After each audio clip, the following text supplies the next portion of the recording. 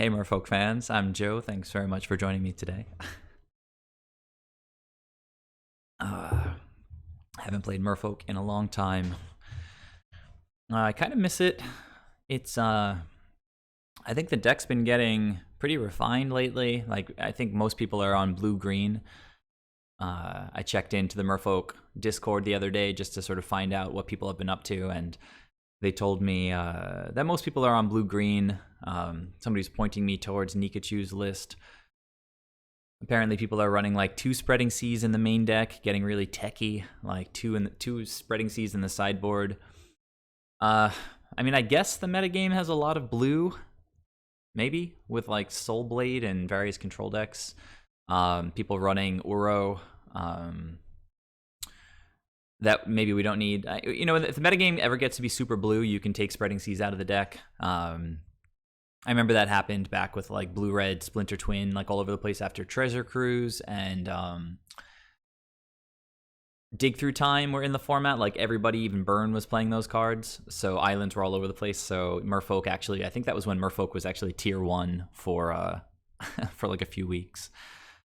So welcome to anybody who's joining me. It's kind of a lazy, I don't even know what day it is. Lazy Thursday. I've been in my house for a few days.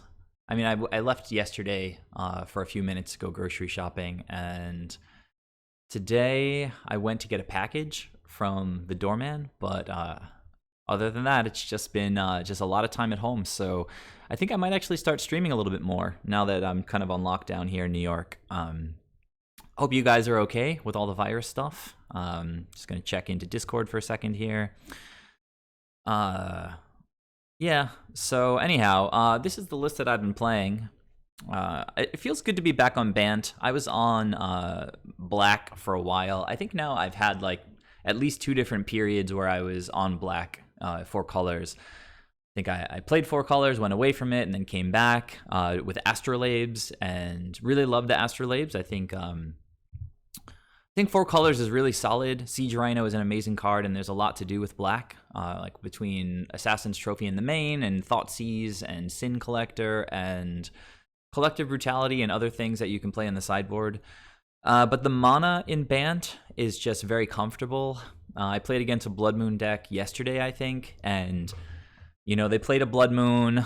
I played a Teferi and bounced the Blood Moon and cracked all my fetches, and by the time they replayed the Blood Moon, you know, I had like literally all my basics on the battlefield. So Bant can play around stuff like that pretty easily. I guess 4 color, if you happen to draw your Astrolabes, like Blood Moon can't touch you. But I've definitely had games where an opponent resolved the Blood Moon and I lost, where like I could have just untapped and won.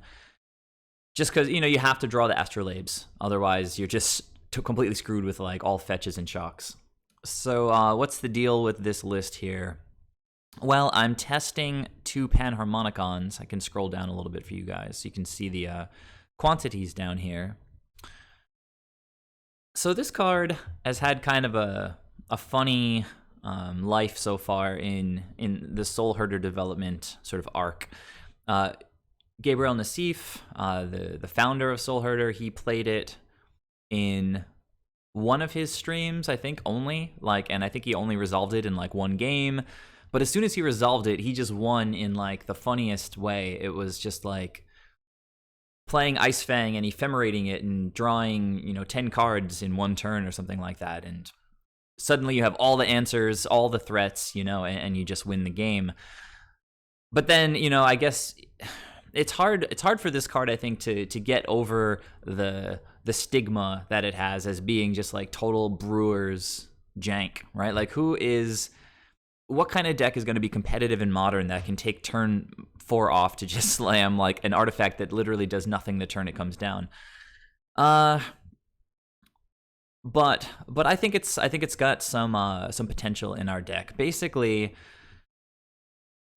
you know, what I've discovered playing Soul Herder, thousands of matches at this point, is by design, we have to be a slow deck. We have to be a grindy deck.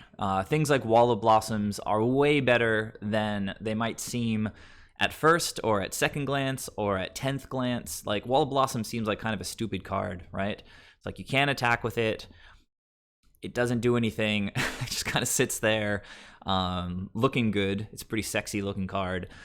But these kinds of cards are super duper important in this deck because Modern is full of super aggressive, crazy decks that are trying to win on turn 3 and turn 4. They've got Dredge throwing amalgams at you. Like, Wall of Blossoms lines up amazingly against prized amalgams. You got Red Prowess, I think, is like the number 2 or 3 deck in the format. So just getting an extra turn or two to actually play lands, develop our strategy, maybe gain some life, get some breathing space, basically. Like, if Prowess doesn't kill us in the first 3 or 4 turns, like, they're probably not going to win the game. So building off of that understanding that we are a slow deck by design, you know, how do we make it as robust as possible? So the first thing, I mean, is obviously looking at this list just to cut the mana dorks. Like, I feel like there's this idea that if you're in green, you have to be playing mana dorks. And I get it. It's powerful to ramp things, but I really don't think that... Well, I do think that you have to question the logic, right? We've got a lot of chump block kind of material that we can play on turn 2. Like, we don't have to rush to turn 3. We don't have a ton of extremely powerful turn 3 plays. Like, I mean, what are we looking to do? Maybe, like, get Eternal Witness out, but on turn 3, it's possible that the only thing to get is a fetch land, if that, right? You can play Knight of Autumn if you're playing against some deck randomly. Like, if an opponent just resolved an Eidolon of the Great Revel, you can kill it. There's some stuff we can do. I'm not saying that we don't have things that we can do with 3 mana. We do for sure. The situation is keeping in mind that we're a grindy deck. We want to design the deck to be grindy. Dorks work against that. Dorks are a totally different thesis, right? It's saying we want to push out a lot of crazy stuff right away. And that's sort of the opposite of what we're trying to do, you know? We want, in actuality, for every single card that we draw that's not a land, to either do something really powerful involving blinking, or just draw cards, right? So on turn 2, you know, we don't want 3 mana to play Soul Herder. Like, that's not even super optimal. The opponent's just gonna Lava Dart that thing and it's gonna die. On turn 2, we don't need 3 mana, we need 2 mana. We're just gonna play out a Coiling Oracle, maybe hit another land.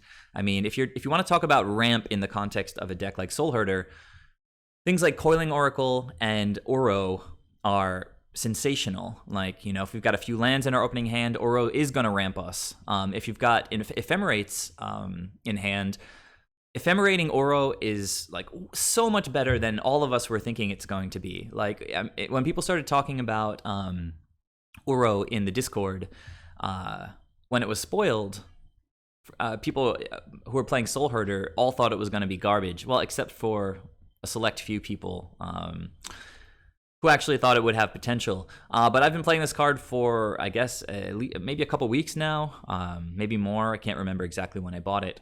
But I have ephemerated him a bunch of times. Sometimes when casting him, sometimes in response to an opponent's Path to Exile. You can ephemerate him, draw a card, gain some life, and then he goes to the graveyard again where you can recast him. So Ephemerate synergy with Oro dodges exiling effects. It's pretty strong that way.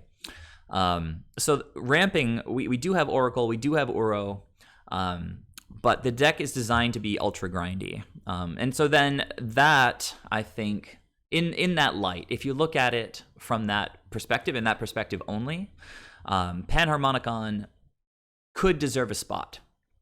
Because on turn 2, turn 3, we're going to get out Wall of Blossoms, we're going to get out a Snake, we're going to have Ephemerates and Paths, we're going to be taking the game long. On turn 4, a lot of times we can just slam Panharmonicon. If the opponent can't win the next turn, odds are we're just going to flood them with value. So games can go that way.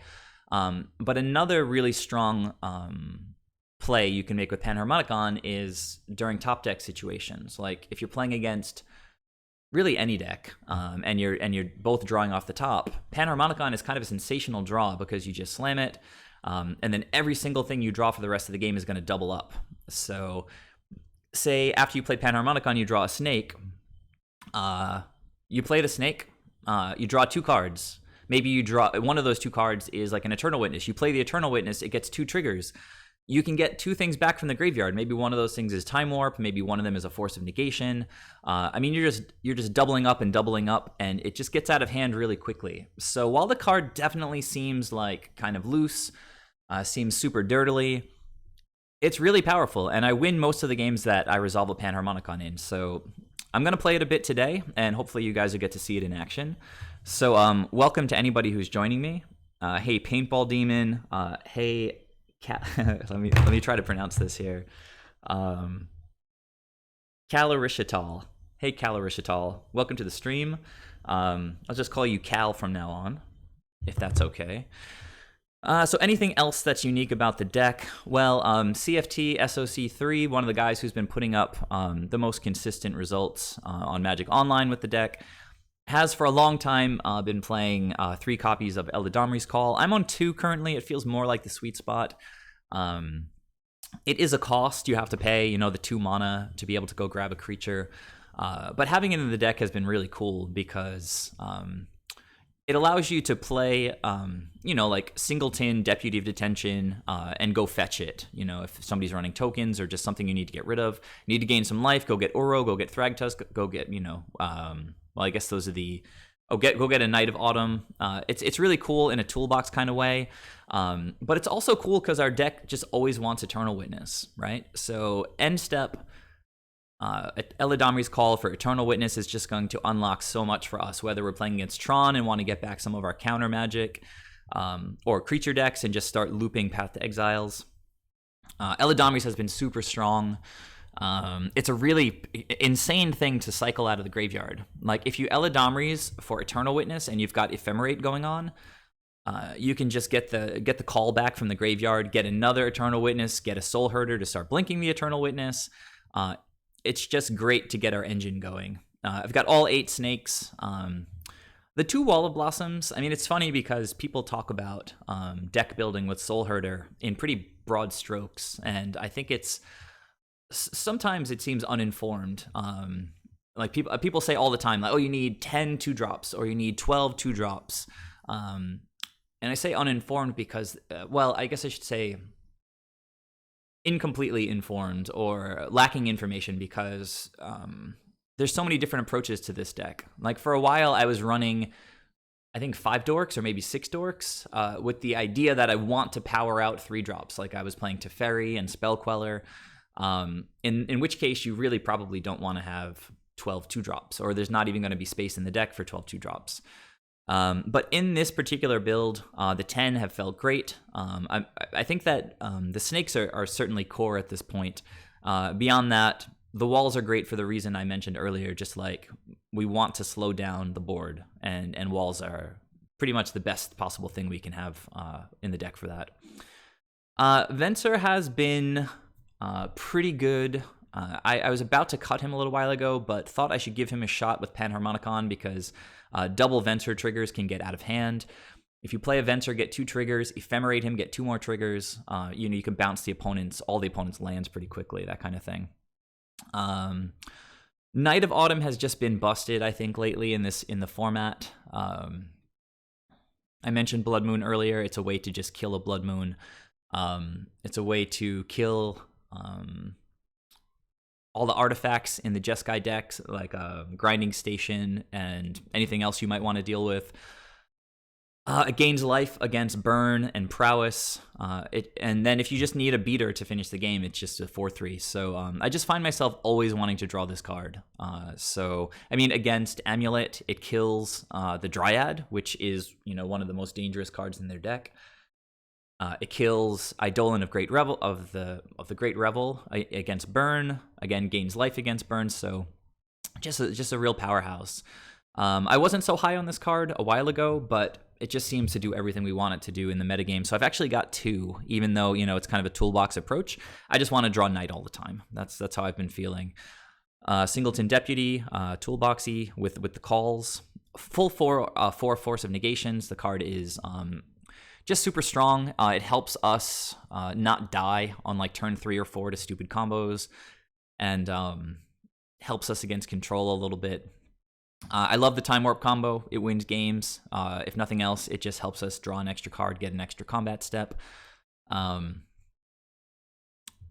guess that's pretty much the main deck. Thragtusk in the deck as my closer because if you're playing Panharmonicon, you're going to be taking a lot of damage. You're kind of not putting up a lot of defense. You're just kind of taking turn 4 off to get your like Dirtle card down. Thragtusk is going to make up some of that life loss that you're going to be taking from all the attacking creatures and whatnot. So it's felt pretty good. If you start ephemerating it, it can also slowly build up a board of beasts.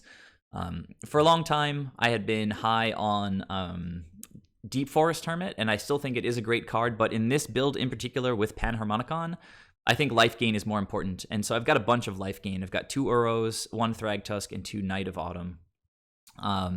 Looking at the sideboard, Celestial Purge is a mainstay. It's amazing against any kind of mid-range deck, deals with all the Planeswalkers, also Death Shadow, things like that. Winds of Abandon, we're a grindy deck, so many times, the majority of games, we're going to get like six or more lands down. If you land Winds of Abandon, clears up the board, maybe grows Soul Herder a lot, can win games that way. Stonehorn, you can fetch with Eladamri's Call, so I've only got 1 of them. Worship just sort of wins a lot of matchups. Like if you get one down against Death Shadow, they're not going to win. If you get one down against Burn, they're not going to win. That kind of thing. Humans usually has a hard time dealing with it unless they can draw their deputies. Rejection is for Tron. If more Tron shows up, you could run more Ceremonious Rejections. Also helps against artifacts, I guess. Stroke also for Tron. Decent against control also. I guess Titans, they're running caverns, but you still bring in your counter spells just in case they don't land a cavern. We're pretty unfavored in that matchup anyway. Teferi, just nuts in some matchups. Infect can't beat us, I think, if Teferi's down. Control certainly has a really hard time. Cage is kind of a nod to all the dredge that's been around lately. Card has felt pretty good. Also keeps these kinds of escape creatures like Uro and Kroxa, I think is the other one, from being able to enter. But honestly, I never bring in Cage against those matchups because if the opponent is playing Kroxa, like Uro beats Kroxa like every single time. So I'd rather be able to cast my Uro than stop the opponent from casting their Kroxa. Pithing Needle is amazing. I kind of wish I could run 15 Pithing Needles in the sideboard. But I need space for other cards, so I've just got 2.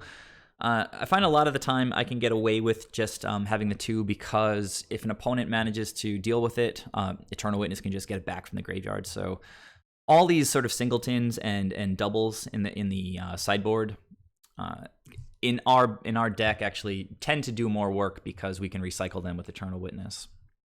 So yeah, if you guys have any questions about sort of the state of this build, if anything looks weird to you, certainly happy to hear any comments you might have, things that I'm missing in the sideboard before I jump into the matches.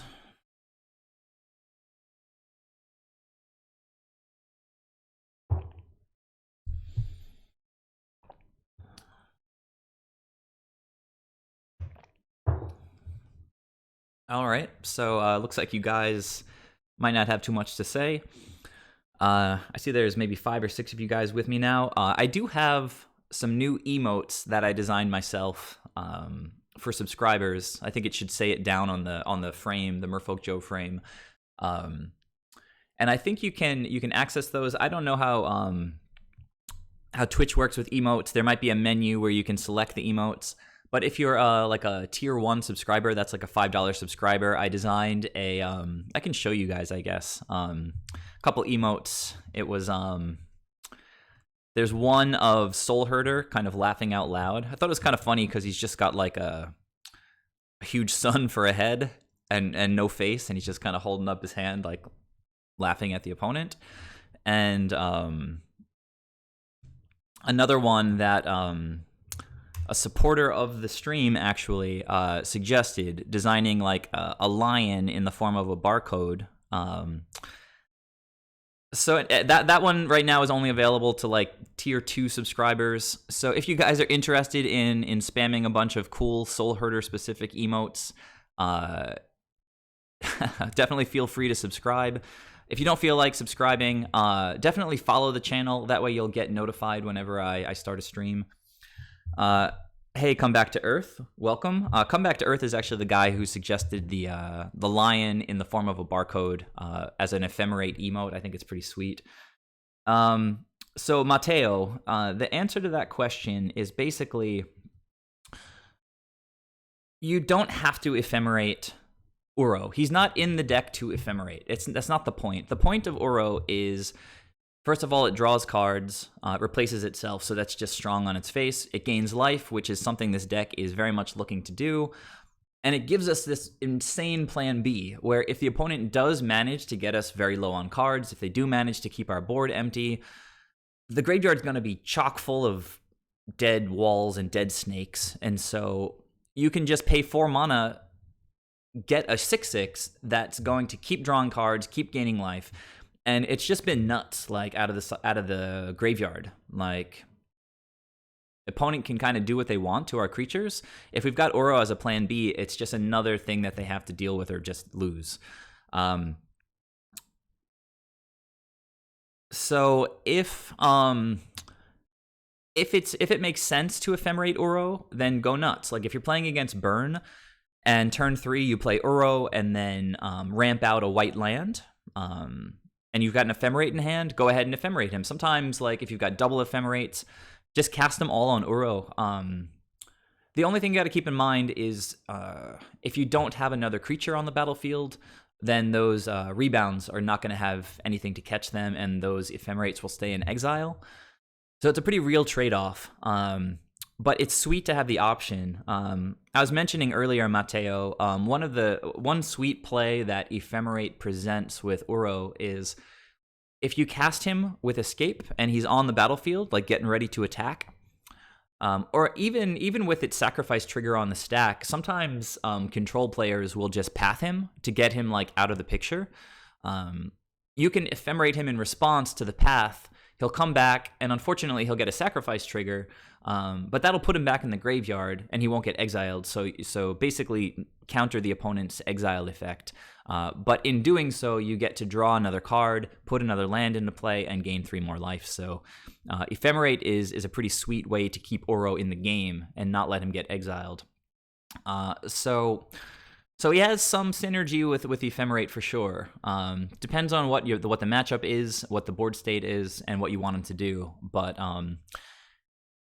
basically, particularly without dorks, he's been a powerful way to sort of push out lands. And with Panharmonicon in the picture, like imagine going turn 2 Oracle, hit a land. You can turn 3 Panharmonicon. Or if you turn 3 with Oracle, anyhow, like there's combinations between Oracle and Uro. Like if you can get to 4 or 5 or 6 lands early, play Panharmonicon, play a snake, start drawing 2 cards, just sort of start drowning the opponent earlier than usual. So anyhow, Uro's felt pretty great. It's not a non-bow with Ephemerate, it's just kind of a unique card to consider when you have Ephemerate in hand. So I think I'm going to jump into some cues. So jump into the queue and then go back to the deck. We'll see when an opponent gets found. You guys have any other observations on the sideboard or the main deck?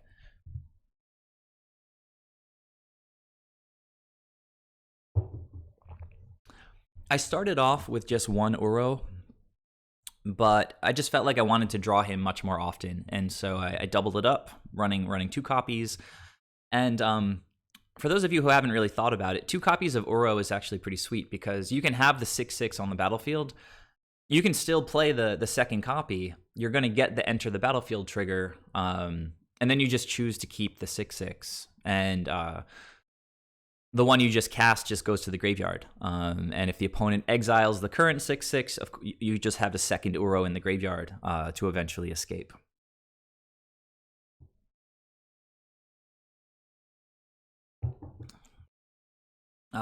Mateo, maybe you should explain that a little bit more. You think that Uro is sort of how Master of Waves is in Merfolk? You mean like a big finisher? Is that the idea? I see. Yeah, that's fair, right? Because like the elementals don't have island walk, they don't really synergize that well. But if you get 10 2-1s on the board, you know it's hard for the opponent to deal with it, even if they don't have island walk, right? So Uro, not the most synergistic blink creature, but it is just another plan. Exactly. I like that comparison. So we're just waiting for an opponent for the moment. So if you guys continue to just share any thoughts you might have. The mana base has felt good. I love having 2 plains and 2 islands. In 4 color, I think I just had 2 or 3 forests and then only I think 1 basic. No, 2 basic islands, but only 1 basic plains. And it's just kind of annoying when you draw a Prismatic Vista. You've already got your plains, but you need more white mana. You can't get it. So having 2 plains makes Vista a little bit more live in more situations. Like maybe you need to get a second blue source to cast Force or Venser or Time Warp. Maybe you need a second white source to make sure you have Ephemerate and Path mana. I think we found an opponent. Yeah, we did. So let me resize this window for you guys. This looks like a pretty sick hand out of the corner of my eye. I've just been mulliganing to death lately, but this hand is just picture perfect. So I'm going to go ahead and keep. Just thinking about my land sequencing a little bit. Opponent's mulliganing to 5. This is probably some combo deck or Tron. If it's Tron, we're not super well set against it in game 1 right now. We'd love to draw into some forces, unless it's Eldrazi Tron, in which case hand is just fine. I played against a Tron guy either earlier today or yesterday, and I got to game 3 and was doing really well, just like answering. He played like Karn into Ugin, into Walking Ballista, into double Oblivion Stone, and I managed to stick with them. But it's like they didn't miss a single draw. It's like every single turn it was something, and eventually they just ripped like too much, and I couldn't keep up. So one thing to keep in mind when you're playing Eladamri's Call is in the past you could get with Soulherder green-white, like a Temple Garden and an island, but that can't cast Eladamri's Call. So you typically want to open Breeding Pool into Forest. Sorry, not Breeding Pool, Hallowed Fountain into Forest. So you have your white-green, but you also have your blue-green. I think for now I'm just going to play this, though. Pass the turn. Opponent did mulligan to 5. It could be like Bluetron, which can be kind of annoying, actually, against our deck.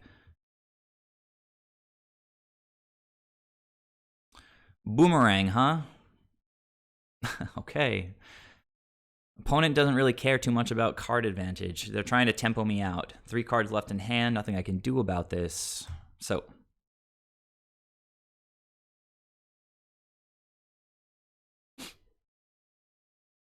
we are going to probably discard Uro to hand size here, which is not terrible. Could also pitch one of these lands. I might want to get some value out of Uro, but we've got a lot of fetches, so I think I'll just pitch Uro.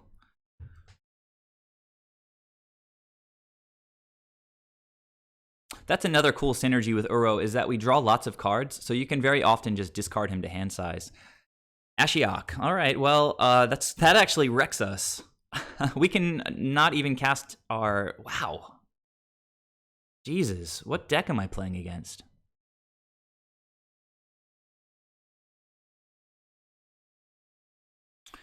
All right, we're gonna have to fight through it. I can't search my library. So come on, basic. Ugh. All right, we have to do our best to remember that we can't search right now. So I'm not gonna crack any of these fetch lands.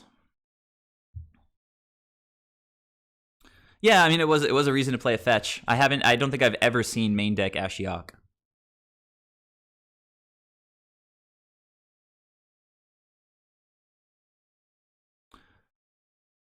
So we're just drawing to basics right now. That's literally the only thing that we can do. What a weird start. All right, well, I actually kind of like this. Actually, do I like this? Yeah, I think I like this. So they are, yeah, they're looking out for Narset, I know. So we want forces and we want basics. Okay, well, I got a force, but no basic. Opponent has 7 cards, though, right now. Oh, well, I don't need a basic. I just need a land, and this kind of does that, so that's sweet. I would like to play life. So then, we still can't crack anything. We can get some creatures on board to try to kill Ashiok. So the wall is probably not the best choice. I think I'll just go with this guy.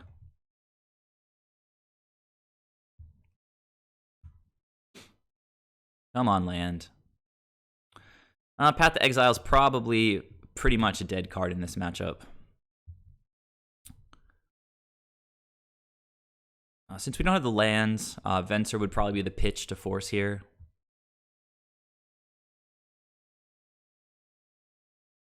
All right, well, they're ticking down this Ashiok pretty hard.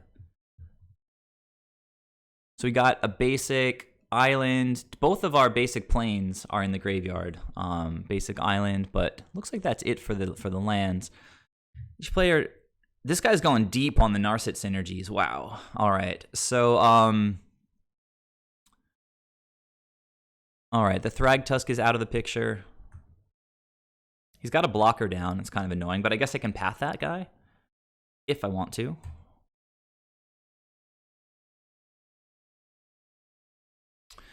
All right. Well, we do want to draw lands.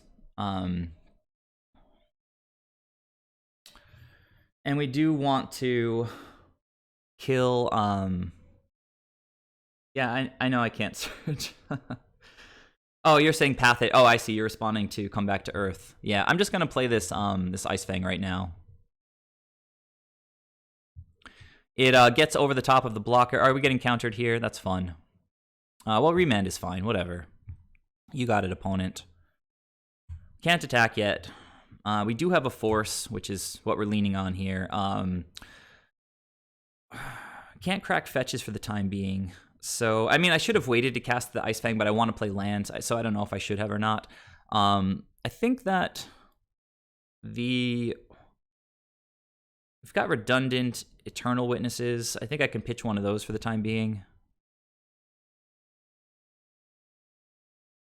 Pitching Wall is fine, but it's just it's a 2-mana way to draw cards. And if I just get stuck on lands, I need to draw cards right now.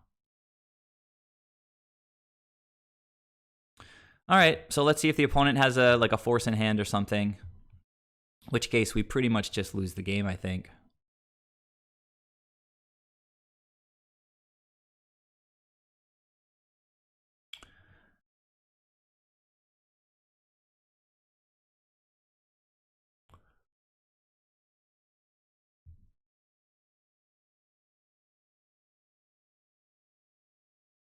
All right, so 1 Narset down. If we draw a land, we can get back force, but then we don't have a blue card to pitch.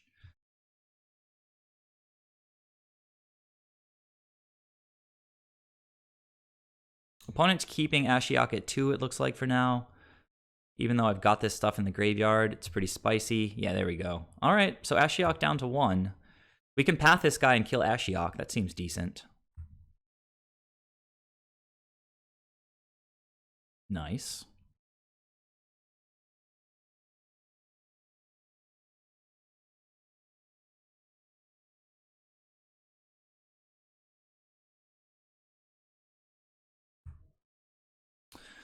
Okay, we draw and then discard.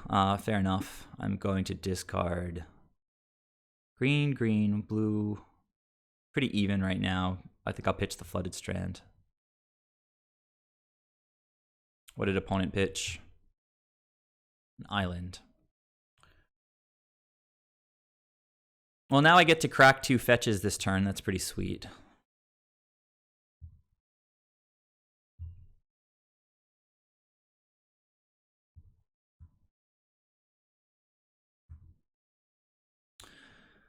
All right. So, I think I'll go get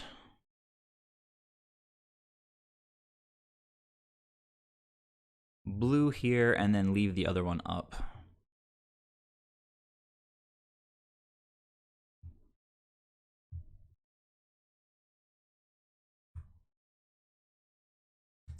All right, well, the deck seems to think that we're playing against creatures right now, when that's clearly not what's happening.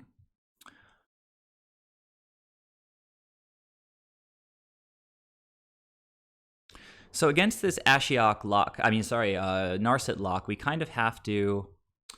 All right.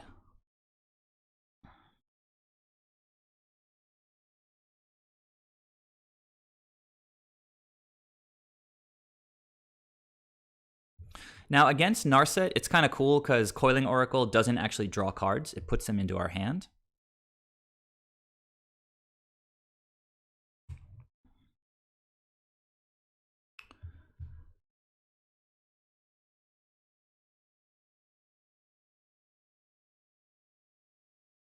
And we have flash creatures that can draw on the opponent's turn. So the opponent's got 4 cards in hand. We could go for Panharmonicon here. Let me attack first. If I can bait out some weird stuff like a Snapcaster or something.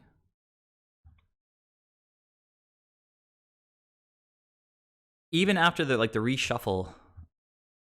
Okay, boomeranging a land, huh? I guess that would gonna have 5. Let me just go ahead and float green here and say okay. And I guess I'll cast Ice Fang. Kind of wanted to get Panharmonicon down. But we might need to run the opponent out of remands.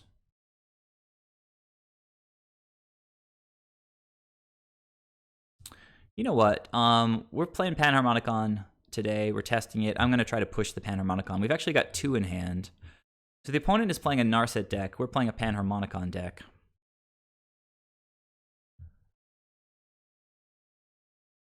So Ashiok says we can't search our library, so that's a good reason to, I guess, play out. Fetches. Even though we've got double green, double blue, what's the opponent? Are they going to say I can't search the library? That's pretty fun. So I don't know that there's any way for me to deal with this, but I think I'm just going to go ahead and play Ice Fang while they're relatively tapped out. All right, another Ice Fang. So they're just countering one of our lands.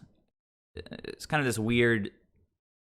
Okay, so we've already played our land for the turn, which means that I might just ramp one, path one of these creatures on the opponent's turn to keep hitting land drops. Currently, we've got to pitch 2 cards, so I'll just do that now.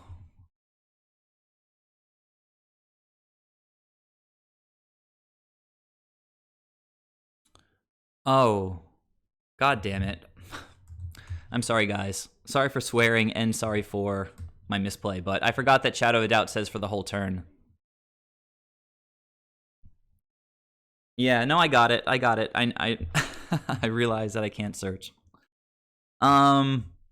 So, I mean, that doesn't really matter too much. I just lose a path. But because they might play more Ashioks and we've got lands in hand, I might just pitch one of these fetch lands.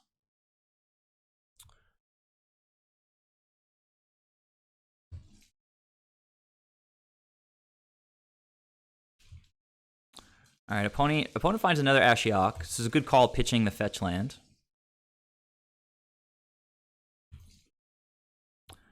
I've only got 18 cards left in the deck. This is a legit mill strategy, I think. Need to think carefully about drawing more cards. I think it might be time to try to play Knight of Autumn as just like a fatty.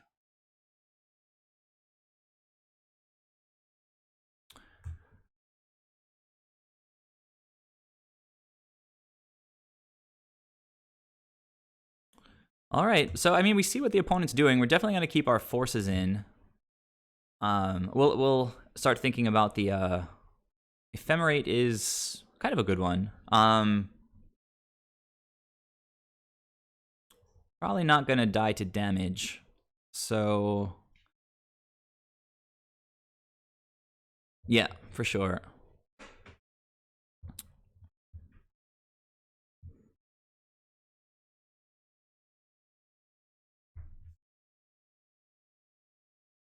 Opponents just got everything all the time. It's a little bit annoying.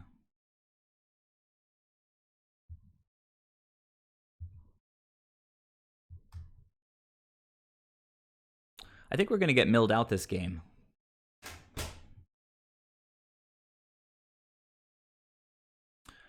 So let's check out the sideboard real quick. Teferi's obviously fantastic. Sticking early Teferi. Draw and discard. Yeah. So discard a Panharmonicon.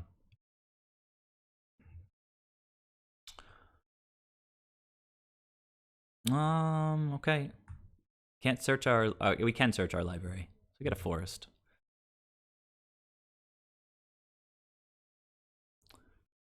And we get another forest. And we get back lands from the graveyard, so that's fun.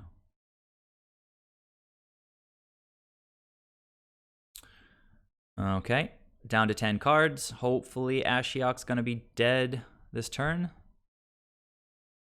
It's Narset. Oh, well, we can't get lands back from the graveyard. Oh, it's another Ashiok. Okay, opponent's going hard here.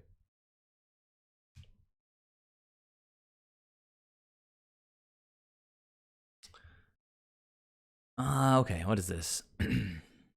Exiles all cards from their hand, then draws that many cards. All right, so I'm dead. So it's kind of a mill deck. Kind of interesting. I'm going to say, nice deck, good game to the opponent. All right, so cool. Maybe Pithing Needle to stop Ashiok from activating. So you guys like the new emotes that I made? I think they're pretty cool. All right, so let's go to Ferry. So I told the opponent, nice deck, good game. He says, thank you, you too. He says, still working some buffs out, and still buffing. So Pithing Needle seems solid-ish. There's a couple things like that tap to draw card thing. They do have that enchantment. Kind of forget what it does now, but Night of Autumn might be relevant. Definitely Veil. Purge gets rid of Ashioks. Definitely not Winds. I can get rid of pretty much all the paths. Might bring one back in for that ramping purpose. Panharmonicon in these kinds of slow matchups could be pretty bonkers. Purge does not hit Narset, no, but it does hit Ashiok. So basically it's a counter mill deck, right? So plenty of remands. Wouldn't be surprised to see some other counter spells. Veil can counter an Ashiok activation if we want to do that. So we got to take 3 cards out. The walls are not super useful, but they're 2 drops that draw us cards and get Ephemerate and potentially Soul Herder going. I mean, cutting 3 cards is usually pretty easy. Our life total didn't seem to matter, so Thragtusk out.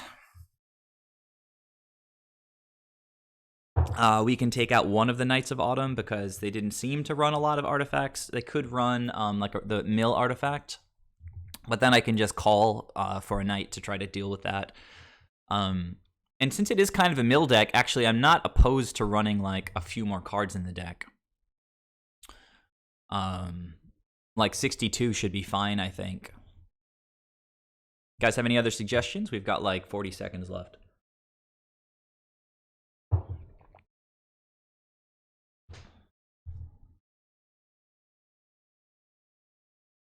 This is, I have to say, this is a super duper weird matchup to get for the first round here.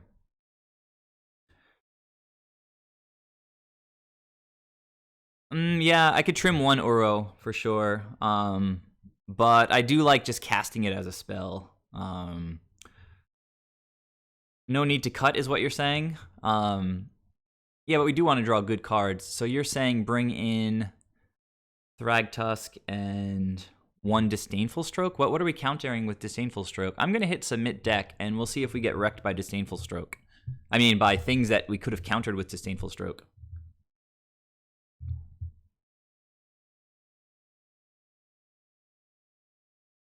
Ugh. All right, got them all again. And maybe... Oh, God. I guess I have to go to 5. Hate it. No, that was a 3-drop, I think. Dow Swiss. Mateo, you say don't mull this hand, huh? I guess. I mean, it's gas if we draw lands. If we don't draw lands, it's absolutely nothing. It's just terrible. But I guess I'll keep it. The opponent is thinking.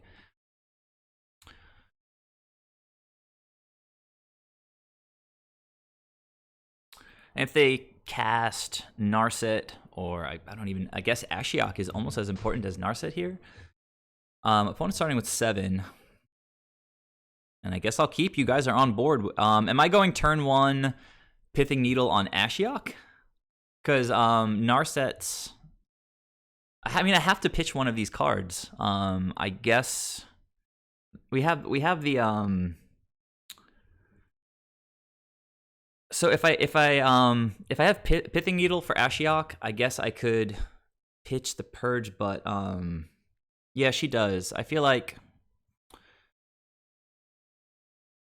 I don't know. I feel like Purge is better than Needle, right? Because it just kills the Ashiok, which gets his static ability off the battlefield. Like, Ashiok makes it so our deck is half fetch lands, and he says we can't get it. So, I think I'm gonna pitch the Pithing Needle. Guaranteed cast, huh? All right. Well, if they land a turn 3 Ashiok, and we start drawing fetch lands, I'm gonna blame you guys. So given the state of our hand, I think it's probably best to get blue mana first here. Possible that we should get green for call here. It's also possible that I can just wait to crack the Vista for a turn. That might be the better play.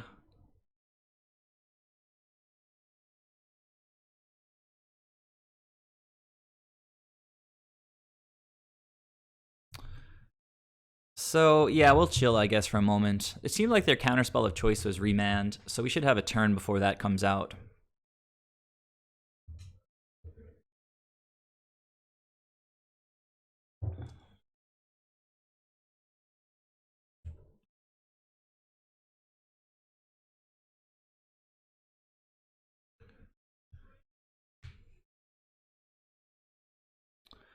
So sort of regardless of what I draw here, I'm pretty sure I'm just going to crack. That is quite nice. So now I guess I get white here,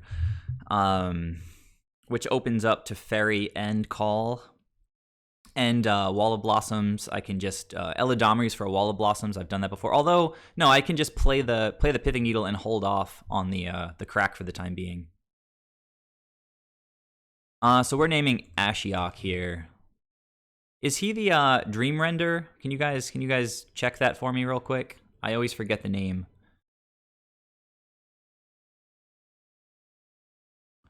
I think it's Dream Render, right? I'm not messing this up. You guys got me? All right, cool. Thank you.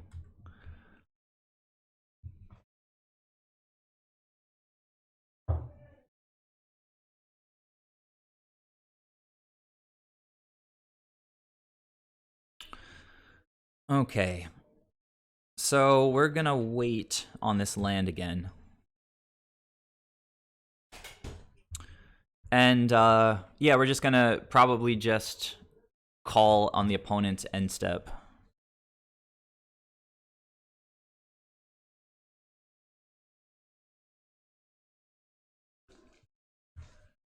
Miko Koro.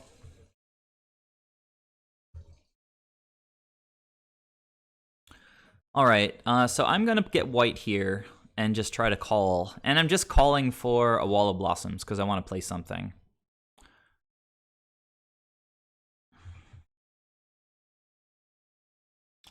Although, of course, there's a case to be made for calling for example, like a deputy of detention who can grab one of their planeswalkers.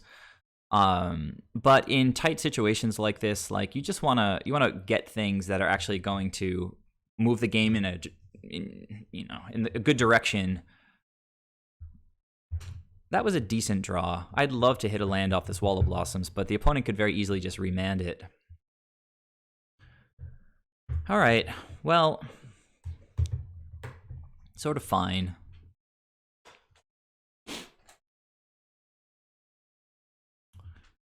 I cast Force, pitching Force here probably.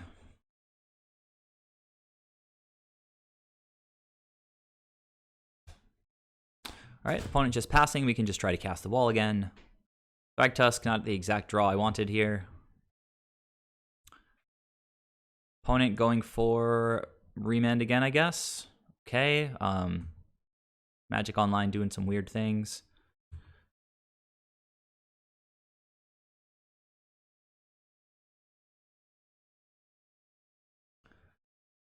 Opponent with 8 cards in hand. Yeah. All right, so we should get to stick the Wall of Blossoms finally. Or, ideally, Teferi here. That would be, like, the best of all. Oh, Teferi time. So we didn't see any forces out of the opponent yet.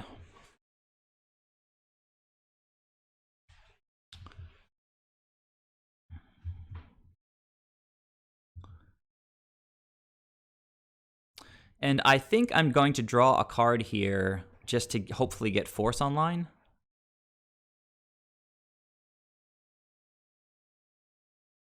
Well, lands are good as well, so shields are down for Force for the time being.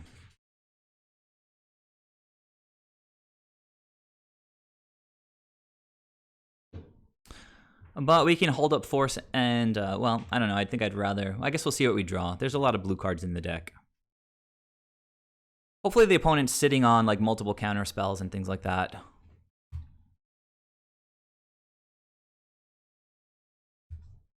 So if we draw another Pithing Needle, we could play it on Lore Broker. Got the opponent tapping out a little bit, and we've got mana coming up for Thragtusk, which is pretty nice.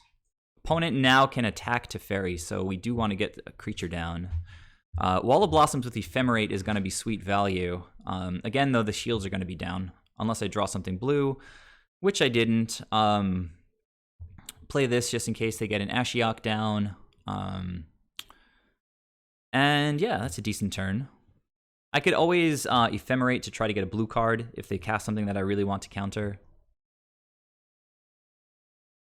You know, I don't have to Ghost Block since their creatures are only 1 power.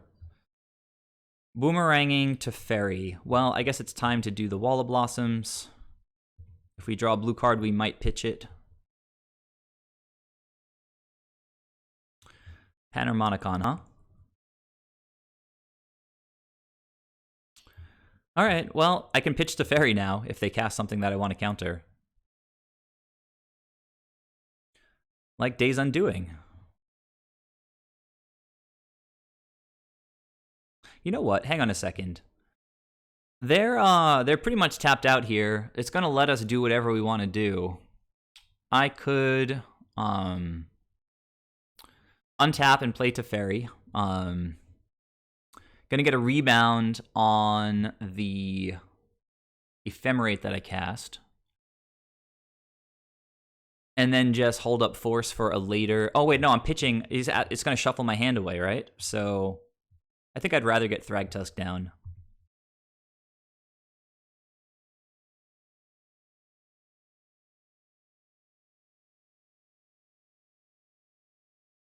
That's a pretty cool synergy, bouncing things and then making me shuffle them away with Day's Undoing.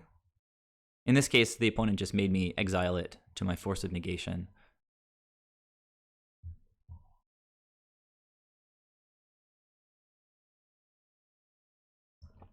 All right. Now, we could take the turn to just cast Soulhermonicon. Maybe we should do that.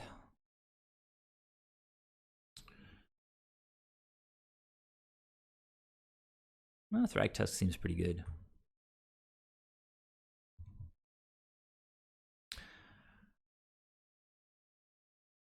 Ice Fang, also pretty good. Celestial Purge, also decent. So what do you guys think here? Should I mean, the opponent's got 4 cards in hand. I could get down Panharmonicon, but I can't cast anything else yet. I could also, next turn, I'll do Panharmonicon and Coatl. That seems like a good plan. So let's get down Thragtusk. He's going to leave a beast, even if they have some dumb boomerang stuff for it.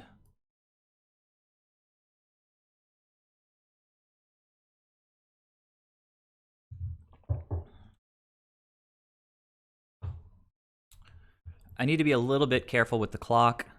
Days Undoing, I guess, is sort of okay. Nothing I can do about it. Wow. Okie dokie. Opponent with 7 cards. We've got Veil of Summer. We can resolve to Fairy through pretty much anything. So I'm going to go ahead and attack. Maybe I should play Teferi first.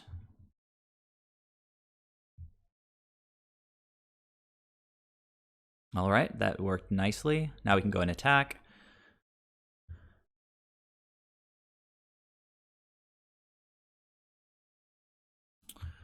And then we've got Teferi, we've got Ephemerate.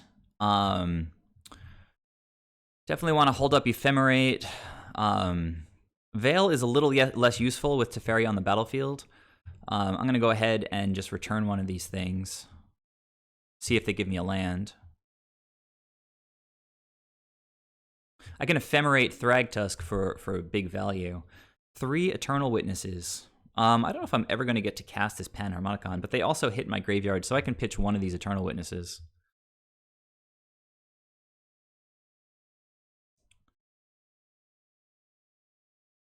Veil of Summer also counters boomerangs, which is pretty nice.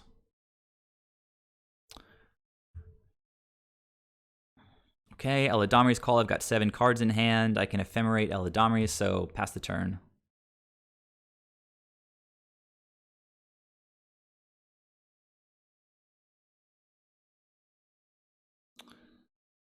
Spreading Seas on that. I think that I'll Thragtusk, Ephemerate Thragtusk in response. Seems fine.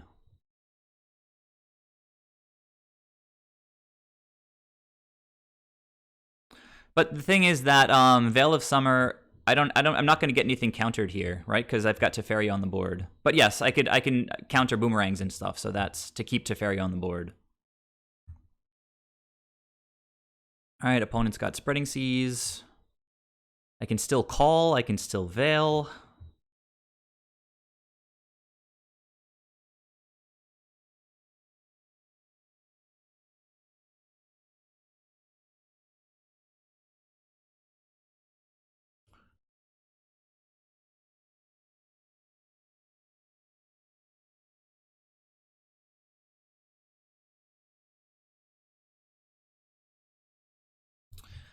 All right, Narset. He's gonna say I can't draw more cards, so Veil won't draw. But honestly, I don't need to draw more cards here. I can call for whatever I want.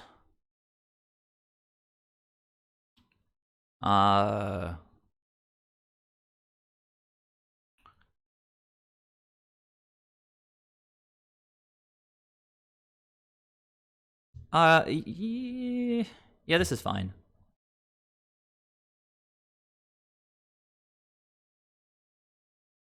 Lore Broker. Okay, that's fine.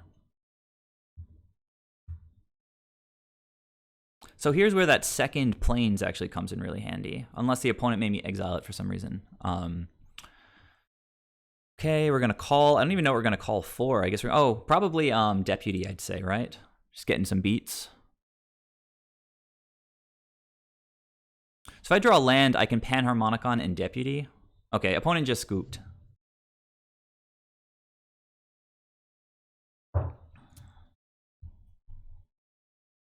All right, so we've got about 9 minutes to win the next game. Means we have to play relatively fast, but you start with 25, so each game should take on average about 8 minutes. So as long as we play at some reasonable pace, I think we should be okay. So if we sort of assess how that game went, we countered a Days Undoing, which seemed pretty good for me.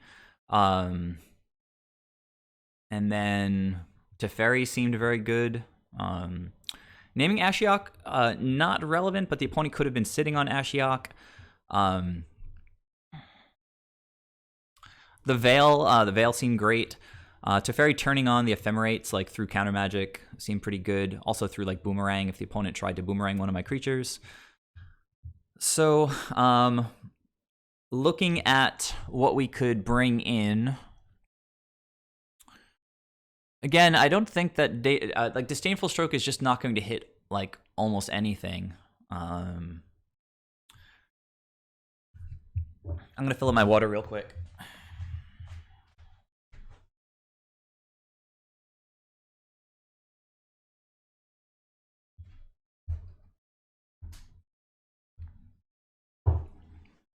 No, Days Undoing is a 3-drop, I'm pretty sure. Yeah, leaving in 1 Oro kind of seems decent. Like, I don't know that I want 2, but ramping is okay since they're trying to bounce our lands.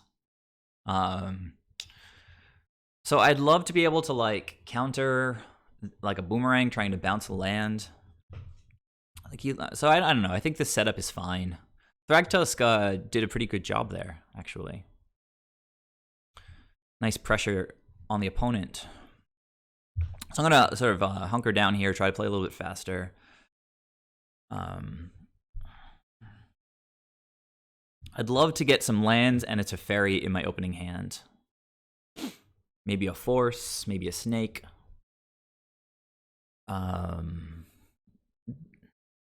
Don't need Pithing Needle right away. I mean, like, I don't care if Ashiok activates, you know, like once.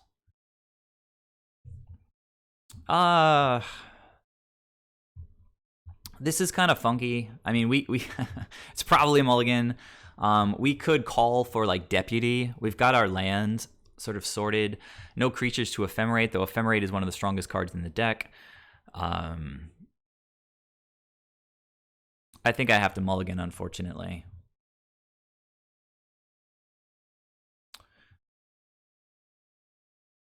Although I'm not sure. What do you guys think about this? Like, I mean, we're on the draw, so we're going to hit like an 8th card here. It could be a creature. If it's a snake, this is definitely a keep, I think. There's no counter magic. There's no Pithing Needles. I mean, we could plan to like on turn 2 call for Deputy to try to get rid of something annoying. All right. I mean, I'll keep and we'll see how our draws go. It's a weak hand. The opponent snap kept their 7. I do have to play fast. I just wasted a minute thinking about whether to keep or mulligan.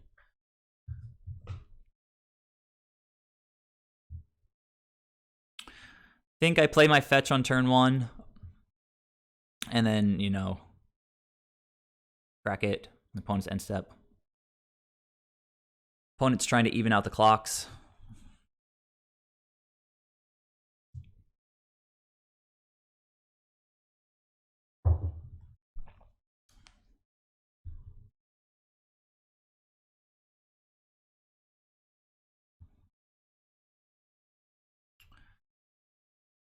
All right, I mean, opponent is thinking really hard about what land to play here. Maybe they ran to the bathroom, I guess.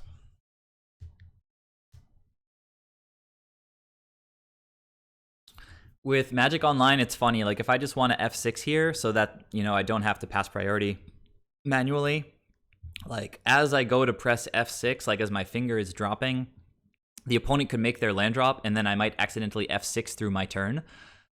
So you just always want to be really careful with F6 in Magic Online. I've done that kind of thing before, where it's like the opponent's thinking, I hit F6, but just before I hit the key, the opponent passes, and like somehow it goes to my turn, and then I pass through my turn, and it's a big mess. So I'm not gonna hit F6, though the opponent has spent about a minute and a half already, not doing anything. It's kind of annoying, not very entertaining for you guys. So I think I would probably fetch Hallowed Fountain here.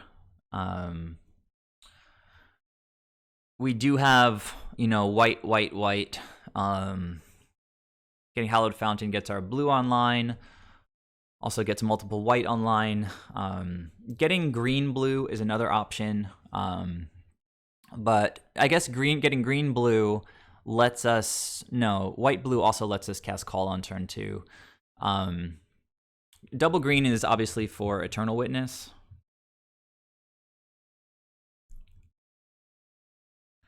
Come back to Earth. Let's talk about that in Discord later. You mean you can't play at instant speed, like on your opponent's turn? Maybe they have Teferi out or something. Maybe that's why you can't cast anything.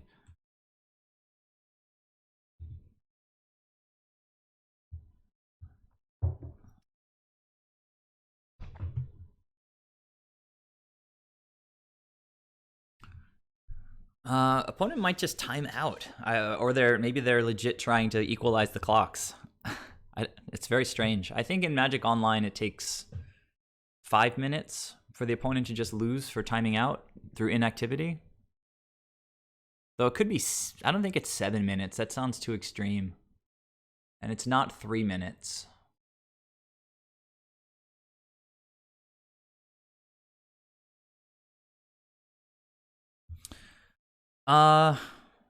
Yeah, let's figure it out later. We can do a stream and you can show me what's happening maybe.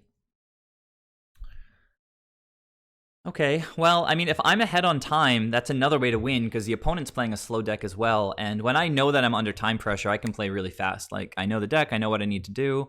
And now I know what the opponent's doing. I feel like, a good amount of my time difference between me and the opponent was just kind of figuring out what we want to do. But now we have a plan, we can play a little bit faster. And yeah, we can, if this time difference continues to expand, we can just lean on the time. It's a legit strategy online. You always have to be aware of the time dynamic.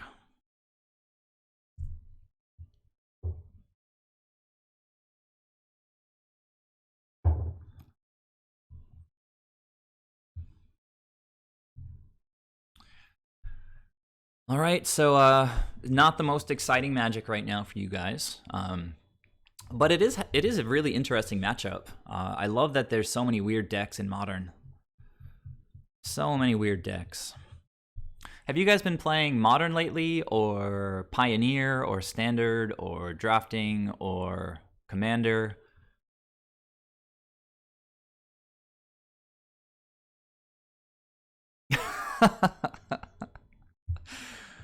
Well, you're in luck. You're in luck. That's exactly what we're doing here. What sets did you draft?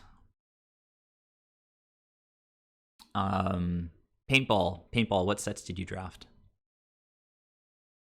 I mean, we are ahead now by like a full minute and a half. Like that should be enough for me to just lean, hopefully. No, what I'm asking. Oh, mystery booster. There's an actual mystery booster. Like, okay, we're playing. Let's do this. I want a snake. Give me a snake. There it is. Of course, we could hold up call, but it will. Let's see. Wait, what? Okay. Oh, I should have fetched. You guys are right. Maybe I should chill on the fetch now. I forgot about that. Yeah, no, I will chill on the fetch. That sucks. I'm sorry. I should have done it. You think I jammed the snake through? I think I wait on Shadow of Doubt. I'm going to wait, and I'm not going to waste time thinking about it. If the opponent plays like a Planeswalker, I can call and get Deputy of Detention. Opponent's thinking really hard here. I don't think they realize. I forgot about Shadow of Doubt. I was thinking about Ashiok. Like, I thought I had another turn, so I would be fine waiting. But yeah, you guys were on top of it. I've got a 2-minute lead here, and the opponent is like slow clicking. Maybe they're going to try to boomerang me. If they keep passing, I'm gonna keep passing.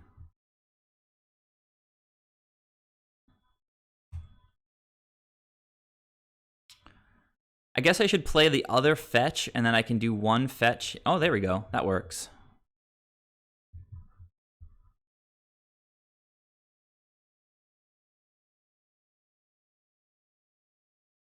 All right, so I've been remanded, and now I can fetch, right? Go get blue-green, or green-white, whatever.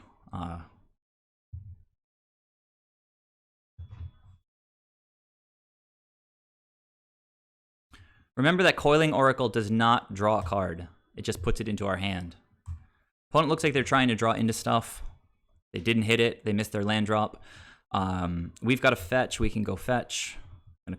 Actually, you know what? Opponent's kind of tapped out and sort of behind, so I'm going to get another Temple Garden, and I'm going to play Panharmonicon. Sweet.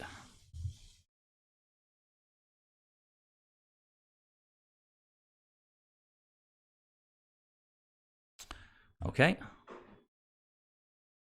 I can't get white, unfortunately, but I guess that doesn't matter anyway. Oh, I should have gotten green. Guys, I'm playing too fast. Okay. Well, that's unfortunate. All right, well, they're tapped out, so that's nice. It turned... Oh, God, I should have played green there. I was too fast. Let's start with this guy. I could have replayed Panharmonicon. Probably should have, but now I can. I can actually, yeah. So...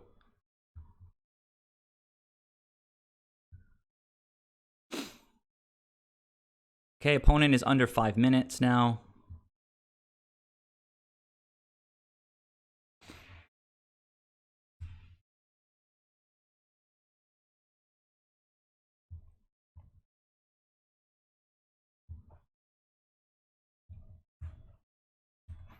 I'm just going to pass and probably call for like whatever, but maybe for an Ice Fang.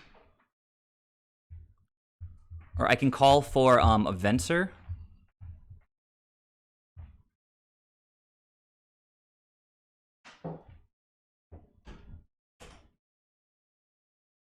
Can't search their library. So let's just go ahead and ephemerate because we're gonna do that anyway.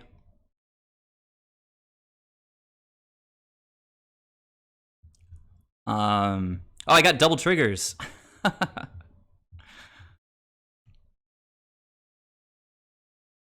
Oh my God, these double triggers.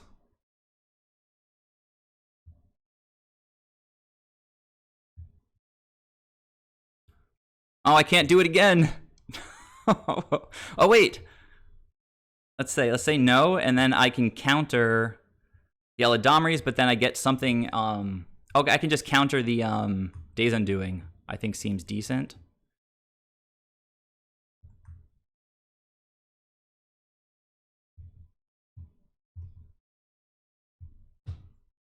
I gotta make sure that I don't lose to my Oh, the opponent just scooped. yes. Panharmonicon going to town. Jesus, that was insane. I'm gonna watch the replay of that one real quick. That was awesome.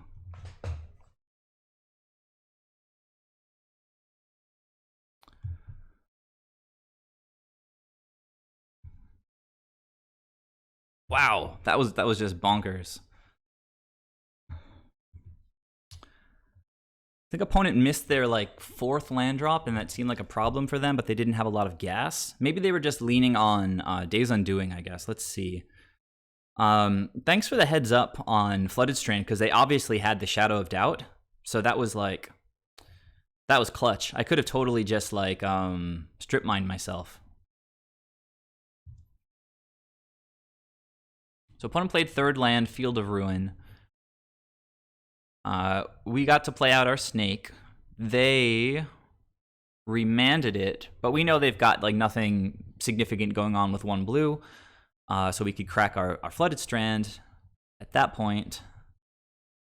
I just want to watch that turn with Coiling Oracle again. Like, I want to see how many triggers I got. I think it was like 6 triggers or something like that.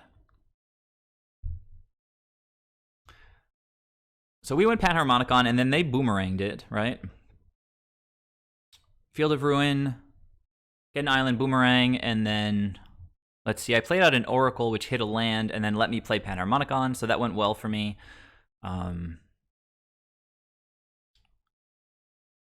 Okay, opponent passing, trying to counter what I'm doing, but I have so many lands, so let's slow down here now. This is the opponent's turn. They went, what? Days Undoing, right?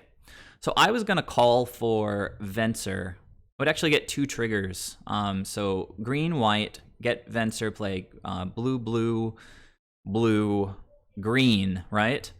I'd still have white up. I could, if the opponent didn't have an answer to Venser in hand, bounce this back to their hand, bounce a land, ephemerate Venser, and bounce 2 more lands. So bounce 3 of their lands. And their spell seems pretty solid. So I tried to do that. Opponent had the Shadow of a Doubt.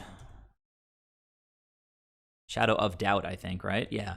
So it's kind of a good play for them. But then we ephemerated. So I guess the play here is if we hit fetch lands here, we get to search for them right away before the Shadow of Doubt resolves. Could also, I guess I drew into a counterspell, right? So I got 2 triggers on that one. Hit a land, hit another land, straight into play. Pretty strong. We got 1 white source. Unfortunately, there was no more fetchable white sources, I think. Let's see. I think because they blew up my other Temple Garden, and I've got both of my basics out already. So we got 2 more triggers there. That's 4 triggers. Yeah, so it was only 4 triggers, right? But it was just, it was so good. And then I countered their spell, which, Coiling Oracle, if I didn't get all those double triggers, I wouldn't have gotten to the Force of Negation. Because the first 2 were lands, right? Oh, plus the rebound. Oh my god. The rebound was going to be 4 more triggers. So this is why I enjoy Panharmonicon. It's like if the opponent misses a tiny beat, like our deck just pounces on them. Like Ephemerate is just like so insane with Panharmonicon out. All right, anyhow, hopefully that replay wasn't super boring for you guys. We got an opponent here, so let's try to join.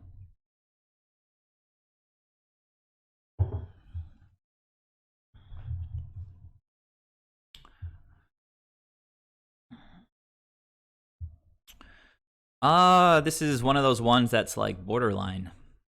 Let me I'm gonna resize this for you guys. Opponent's mulliganing to 6. I always feel like mulligan decks are going to be Tron. So we don't have Ice Fang mana. We're on the draw. We've got a ton of fetches in the deck. We've got counter spells if it is something like Tron. We have a snake. The only thing we don't have is green mana.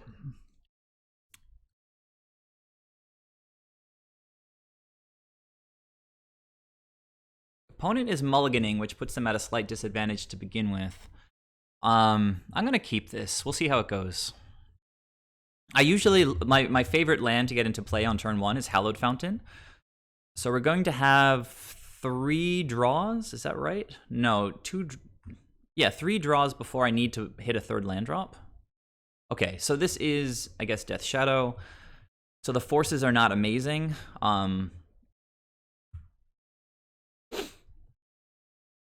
Opponent is going to Thoughtseize me and almost certainly take away Icefang Coatl. But on the upside, it is a good matchup. I could force this. It would be legit. The 2 things, I kind of want to keep both of those.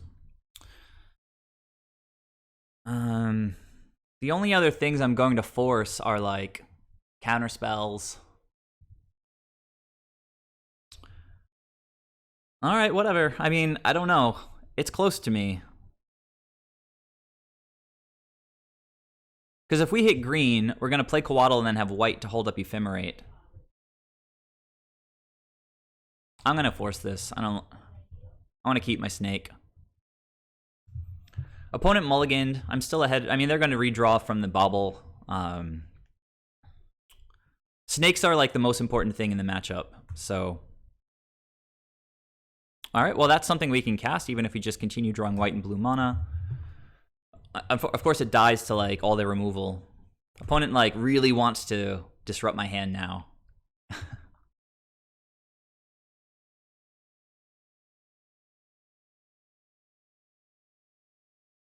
Yeah, and they're going to get it. So, I mean, whatever they want to take, I guess. Almost certainly the Coatl. Possibly the Deputy, since that's something easy to cast, but Coatl just makes sense. It's so important in the matchup.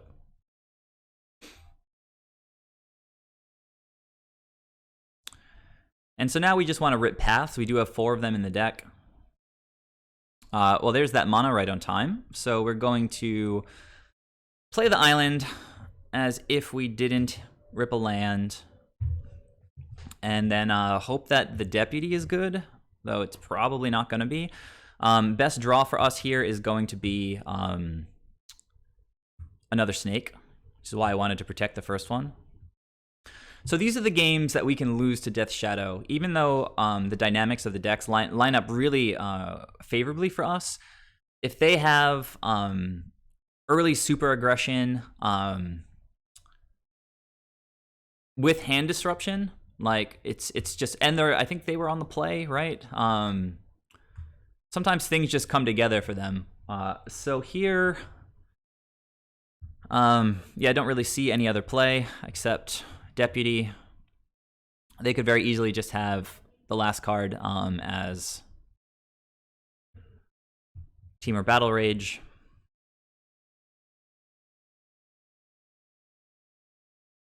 But on the upside, they are down to 1 card. So, of course, it has to be push. Death Shadow tends to have every single card they need at every moment. 3 lands, 2 creatures, removal with 2 hand disruption spells. I can dig it. All right, so let's make this matchup even better. Let's get those worships in there. Let's get Teferi in the mix. All the removal. Let's get the Veil. And I think I'll chill on Pithing Needles, even though they can bring in Liliana's. We've got the Purges to address that. They can run Kolaghan's Command in some amount, so Panharmonicon is probably, even though it's a grindy matchup, it might not be the best. I usually take forces out against Death Shadow. All the walls, all this stuff, super fantastic, except Deputy is obviously weak. Time Warp combo is fine. Venser is interaction.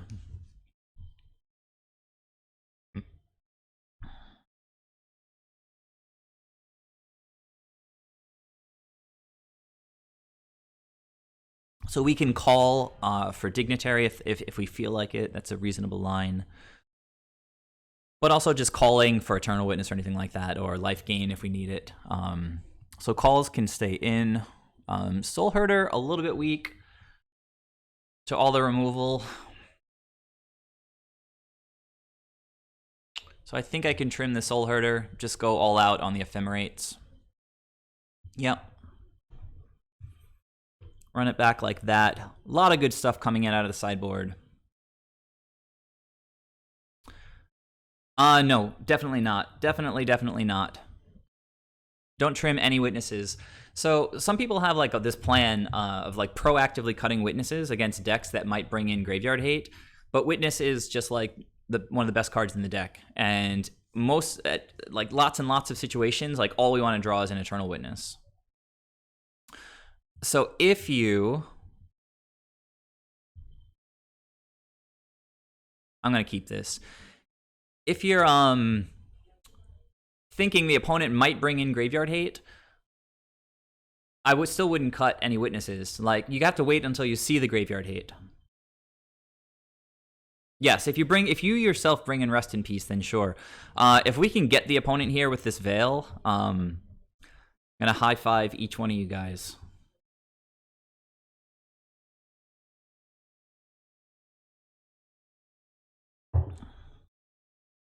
Come on. Come on.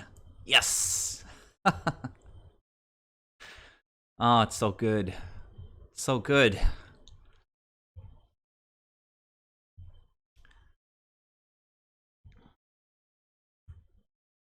And I drew Winds of Abandon. All right, well, I want lands, but Winds of Abandon is a good one. Okie dokie.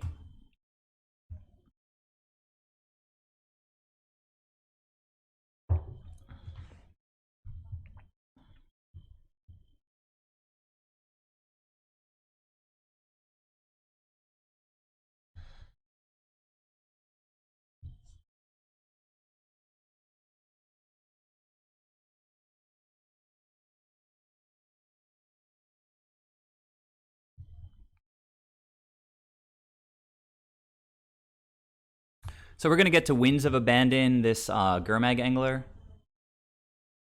Seems pretty good. And then we've got the Witness to get it back later. This game is starting way better than the previous one. Way better. Ideally, I'd draw a land here so I could hold up Ephemerate for the snake. Stonehorn's a good one, but we do need lands deck. So now it's tricky. Now do we play out another Coatl right now and try to rip a land to stay on curve? Or do we just wins the Gurmag?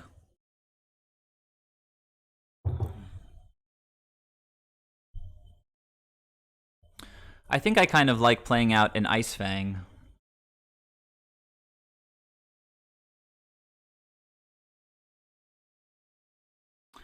I mean, they can play a fetch and oh well, that doesn't affect that, right? So I could take 10, could take 5.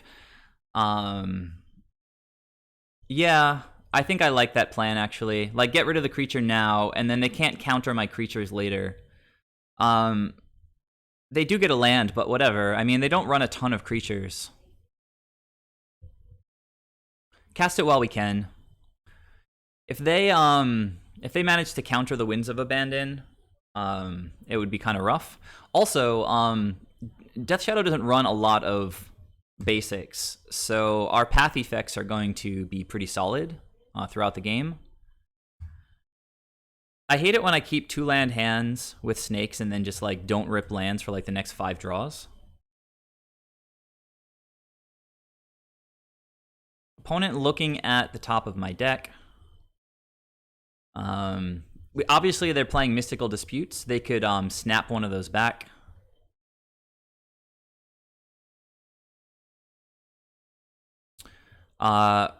Okay, well, just doing all the modes, basically. That's ridiculous, though. Why would they go down? I guess they want to cast another... They're going to take one of my Ephemerates, but they're going down to 2 cards. And they don't have a Gurmag to cast or anything? That's kind of ridiculous. They could have a Dispute. Well, Wall of Blossoms. They can't hit that with a Dispute, so I'm going to play the Wall of Blossoms. Come on, lands. Math says this has to be a land, and it's a white land. Oh my god, veiling the Collective Brutality? That would be pretty ridiculous.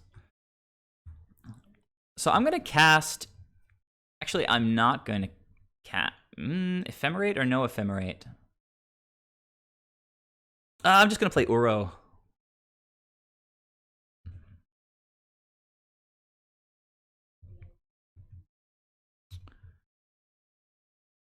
And then if I get blue, I can start casting Uro from the graveyard.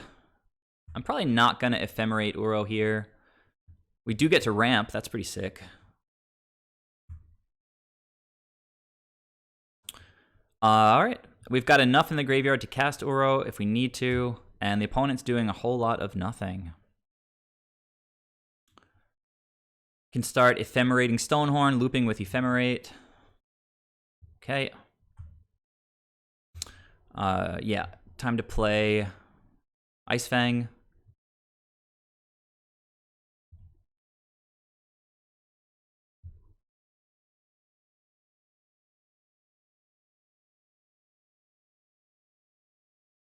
I guess they could dispute this, right? It seems like they've been sitting back on this dispute a bit. Always have to remember that dispute is really, it's just a monoleak, right? So you can always pay 3 if you've got it. It's not a hard counter. So it looks like Winzing. What are we doing here? Winzing the Gurmag Angler was the correct play for sure. Okay, another land. That means we can. Oh my god. I think I'm just gonna cast Uro. I don't know. Like, just make the opponent have it. I can show off Uro a little bit to you guys, since I know some of you don't have a lot of experience playing with Uro. Oh, they could dispute Uro. I'm gonna wait to cast that then. Since I'm getting really close to having 3 extra mana to pay. So in that case, I think I'll probably just go and buy back an Ice Fang. I could also just get a second Ephemerate, which eventually gets back an Ice Fang anyway.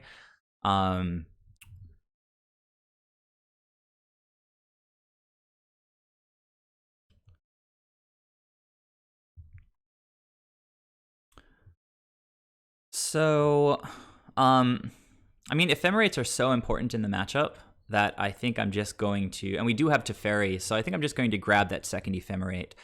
I could have gotten a Veil also, or alternatively.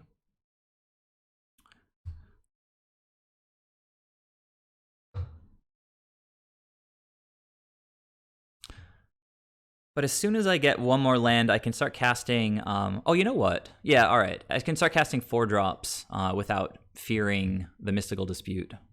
It's possible I'm playing too conservatively, but I feel like I'm pretty far ahead, and it's kind of hard for Death Shadow to catch up.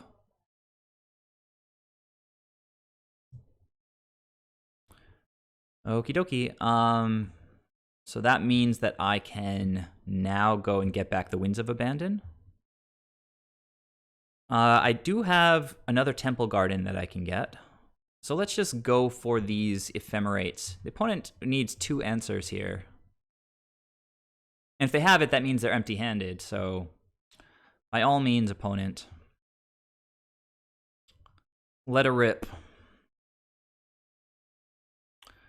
Stubborn Denial, that's gonna work, so nothing I can do about it. Goes back to the graveyard conveniently.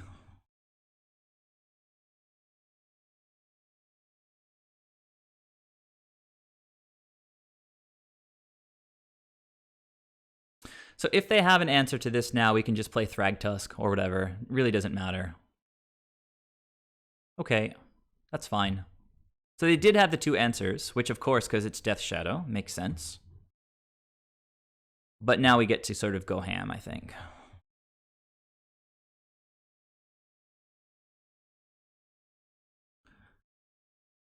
And I'm gonna Ephemerate the Eternal Witness while I can to get back the removal spell. And then we just chill. Alright, opponent conceded. Yeah, that's a good move, opponent. Alright,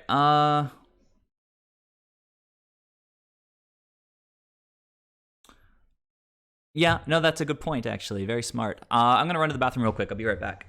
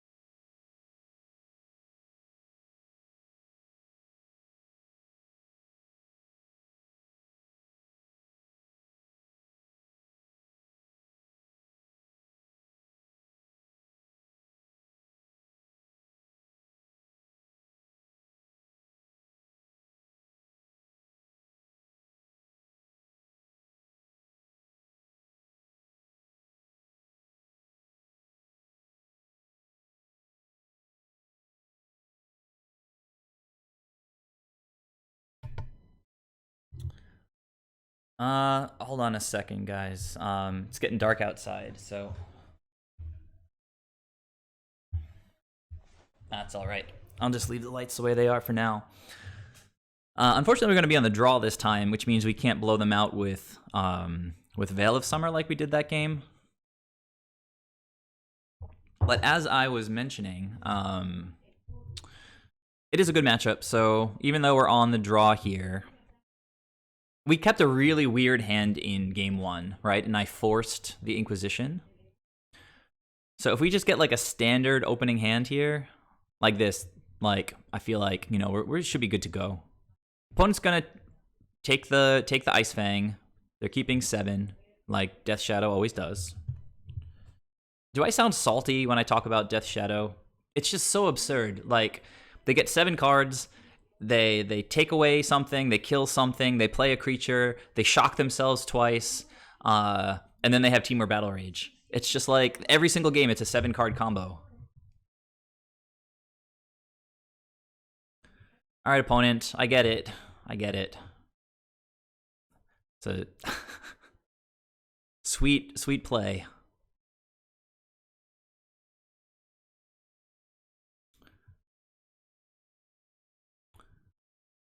So this is a very tough decision here. There we go. All right. So my deck is going to replace that snake with another snake because it loves me.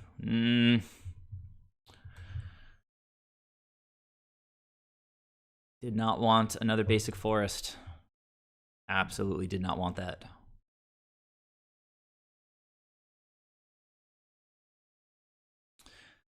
Blah.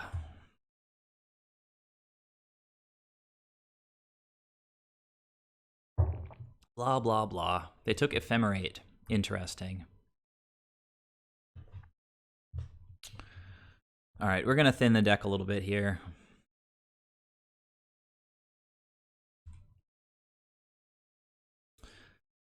It's interaction, but, you know. We don't have 2 blue. It's only turn 2. You don't want to draw your 4 drops and 5 drops on turn 2. Opponent trying to draw lands. Not sure what's going on here. Trying to get to the point where they can play a creature and then hold up something. Not quite sure what's going on here. But I will take it. Yeah, I don't know. Is it time to just like play knight and gain life, or just play it as a 4/3 just to get pushed? I think I'm just going to gain some life. Now if we draw blue, we're going to have Venser up.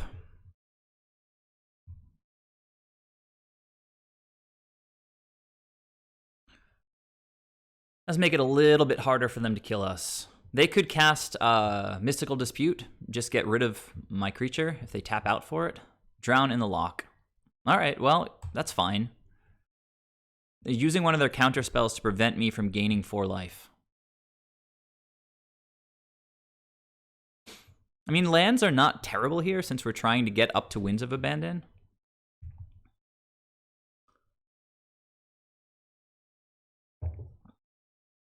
Opponent's like waiting to get to 5 lands to play Death Shadow. I don't know. Hold up Mystical Dispute. I guess that's 4 lands, right? All right, well, that gives us Venser, which if nothing else could just like bounce a land or something, but bouncing a land is not even that good. I think I'm going to chill on Venser.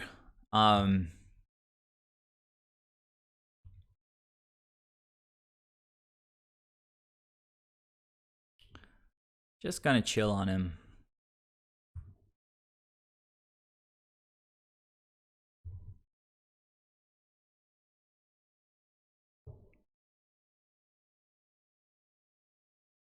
Yep.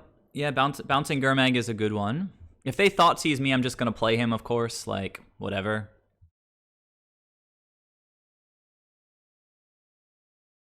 Oh, man. That's awesome. I guess they could also drown in the lock Venser, which would kind of suck.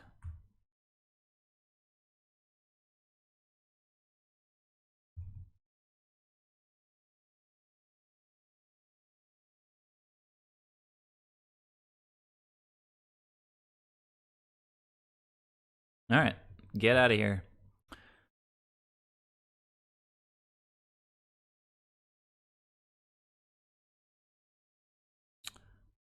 Probably gonna push this guy because they always have counters, they always have removal, they always have creatures. Hey. I think I just go for that now. If they want to counter it, it's sort of fine. Whatever.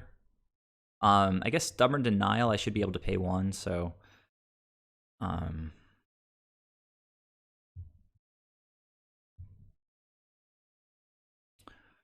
It's kind of weird for them to counter this. Alright, I guess they agreed with me. Ugh, we are getting nowhere, guys. Nowhere. And they know my hand. They know the contents of my hand. But somebody's mentioning cutting Eternal Witnesses. Like, any Eternal Witness off the top is just, like, basically lights out.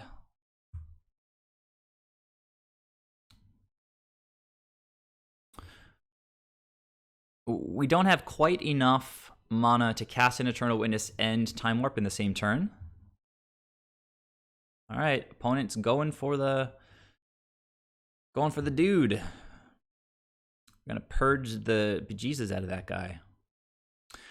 Now they have Stubborn Denial, which just is a hard counter, right? So they can just hold that up for the rest of the game, right? So, I guess we just purge and let them counter it.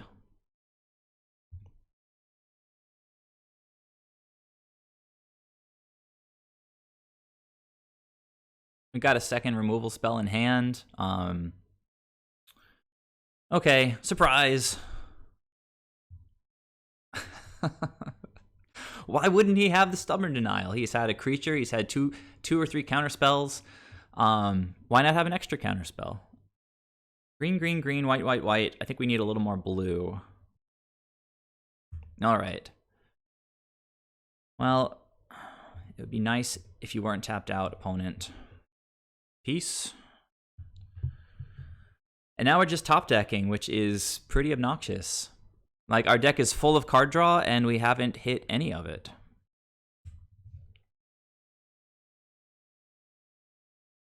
We did have 2 removal spells, which is kind of nice. We had Venser to sort of slow things down for like a minute. Street Wraith. That's a clock that I can deal with. Let's go, creatures. Yes! It's so good. So I have the Ephemerate in hand already. I'm gonna get another Ephemerate. And we should be off to the races.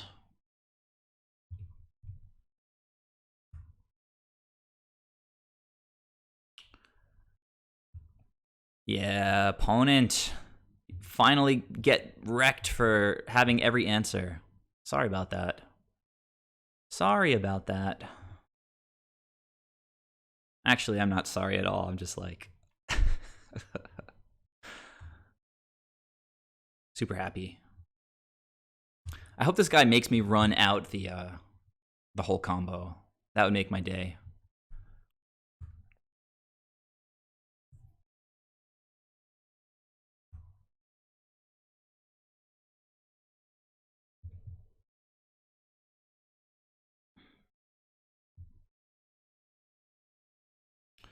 I've never really done this whole combo online, like having an opponent make me play it out. While I was actually streaming, so this would be fun for us.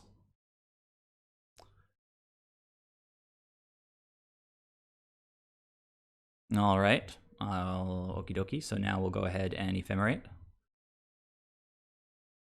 And then we're going to Ephemerate again when the opponent tries to kill the Eternal Witness again. He's thinking about it. He's thinking about it. All right. Opponent conceded. All right, well, he's a good Magic player. He knows what's going on. So kudos to the opponent, but I would have loved to show you guys, you know, how to actually play out the combo. Yeah, paintball, I really should have overloaded it. That's a good point. But I think... yeah, you're right. They were tapped out. I could have totally overloaded it. Yeah, you guys using those emotes. So let's see. We're 2-0 so far, right? Not bad. So So for those of you guys who tuned in a little late, I'm just going to show you the deck real quick. Pretty typical Bant mono base. Of course, look it over. If you have any thoughts about how the Bant mono base has been feeling to you, let me know, but this feels pretty balanced. This build is testing Panharmonicon, hence the name of this stream. I think I called it Soulhermonicon. The card just kind of, I mean, we were probably going to win anyway in the first match, but in game 3, like, Panharmonicon just went off when I started ephemerating a Coiling Oracle. I took it out against Death Shadow because they can be pretty aggressive, not really give us a window to resolve it, and they could also run Kolaghan's Command. So easy choice to sub that out, like against Jund. You take Panharmonicon out. Kind of toolboxy with Eladamri's Call. We've got the Knight to go grab. We've got the Deputy to go grab. Uro is kind of nuts. I think we've seen Uro a bit today already. Thragtusk won a game. Time Warp won a game. Venser bounced a Gurmag Angler. That's pretty good. Eternal Witness, just all-star. 4 forces gives us more time to start doing what we want to do. Yeah, Mateo, I don't even know what channel points are. What are channel points? And then over on the sideboard, you guys saw Purge, super handy in this format. Just wrecks mid-range. It wrecks all like Burn and Prowess decks. I don't know if it wrecks Burn, but it definitely wrecks Prowess. Winds is pretty sweet. Stonehorn, solid. Some counters. Teferi did some work today. Yeah, everything's feeling pretty solid in this list. I mean, I do get run over a lot of the time. It is modern, and people just do ridiculous stuff. I had a guy play Devoted Druid, and the only thing he did the whole time was just like shit talk about like how bad this deck is. He's just like, are you kidding me? This is like so stupid. How can you play something like this in modern? I mean, he won game 1, I won game 2, and then on the draw, they won turn 3. I was on the draw in game 3. They won on their turn 3 of game 3. And my turn 3 was literally casting Eternal Witness to get back Path to Exile. Like, if they didn't win on turn 3, I was going to have infinite Path to Exiles for the rest of the game. But apparently my deck is, like, pretty stupid. Let me fill up my water again real quick.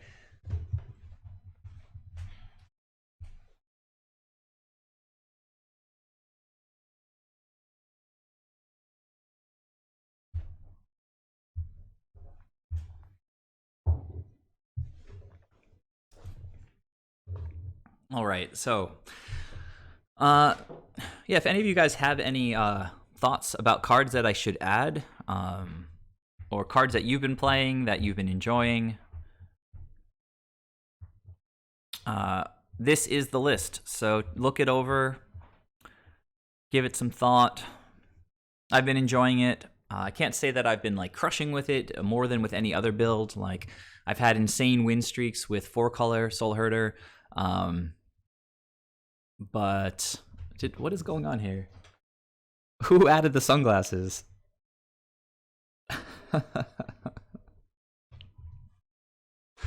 All right, on to the next match, I guess.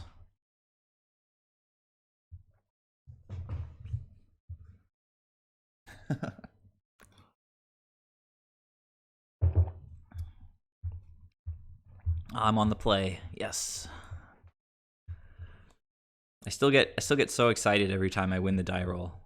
Never gets old.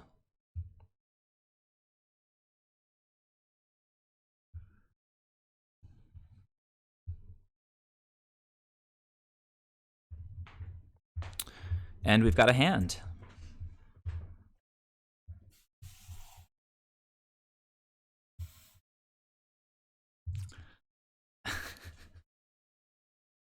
I mean, did you take it into like MS Paint and add the sunglasses, or does Twitch automatically add sunglasses? Like, it's kind of magical.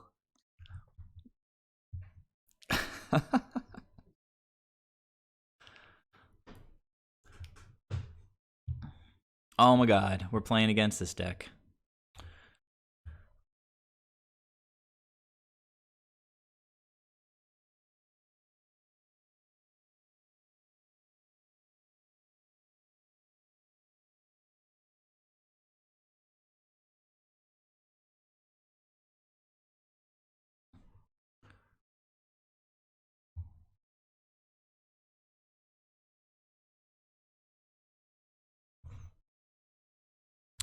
Okay, well, it's nice to have the Time Warp. I hate pitching Time Warp to Force of Negation.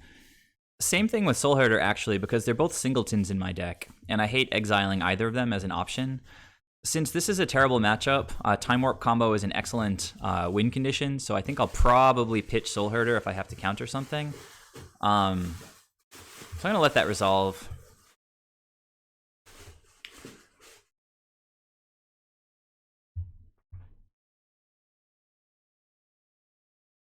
I mean, I guess that little faces are pretty common emotes, so adding a beard or something should be pretty easy to do. Land right on time. I think I'm just going to jam Soul Herder here. We're going to get to see Soul Herder in a Soul Herder stream. Bet you guys didn't think you were in for that today. Draw that card.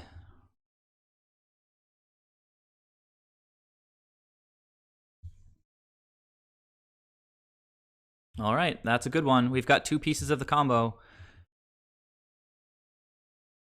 Eternal Witness can even get back lands. It's probably more likely that she'll get back like a Force or Path. Just want to say like that I don't expect to win this game. It's a really, really, really hard matchup. But we can force that. Even though I hate pitching Ice Fangs because they're such value, I really want to steer towards the Time Warp combo. Deputy is a sick draw. Like, the deck is kind of loving us here. I think I'm just going to go Eternal Witness, get lands, honestly. Oh yeah, I've got the third piece of the combo with Soul Herder. That's pretty sick. And I can double blink Eternal Witness here. So that's gas.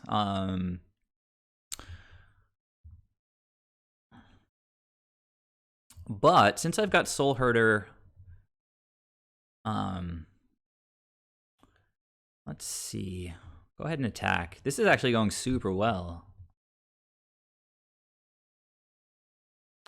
I'm definitely going to get the Force back. I can pitch Deputy, and then we can just win. And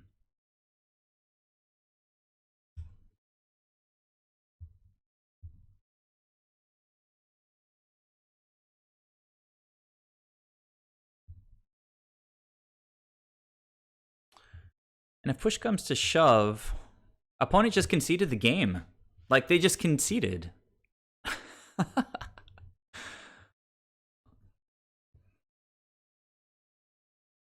Paintball, I was just about to say the thing about pathing the wall. Like, good, really smart call. Like, that, I was thinking about that too. So wow, like, did we just crush Amulet Titan on turn 4 with Soul Herder? Yeah, spam those Soul Herders. Sweet Jesus, that was ridiculous. How do I sideboard? Disdainful Strokes, obviously.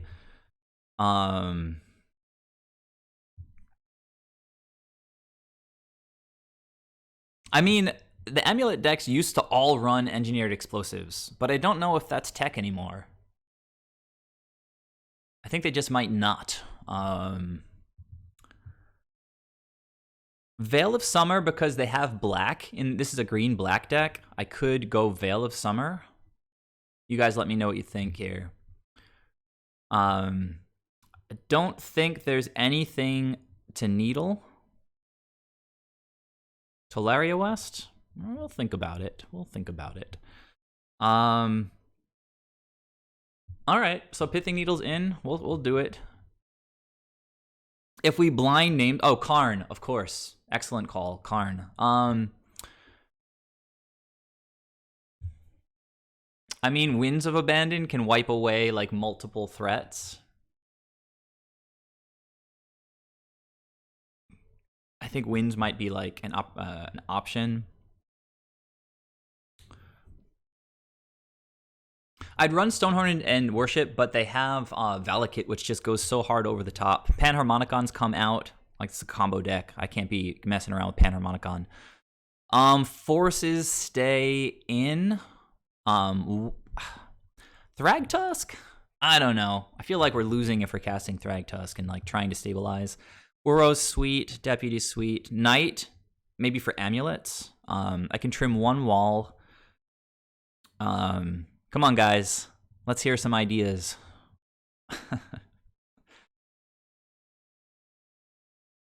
Yeah, look like amulet. I gotta trim one more card. Bring in what? Bring in what?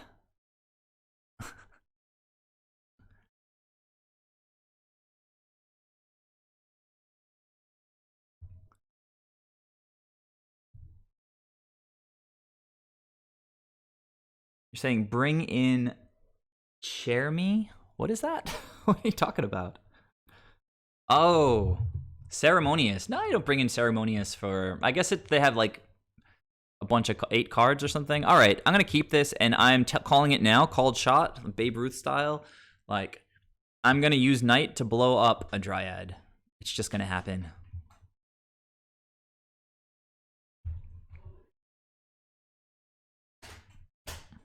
I'm just gonna get run over this game. I can feel it coming. Normally this is not a keep. This is just a super weird matchup.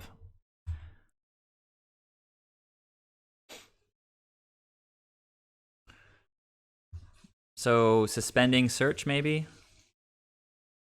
Yep, suspending search for tomorrow. 2 paths, interesting.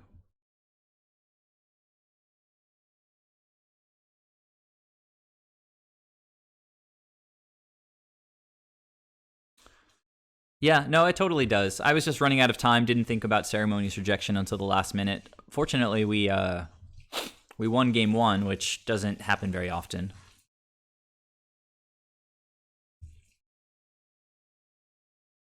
All right, so dodging amulet for the time being.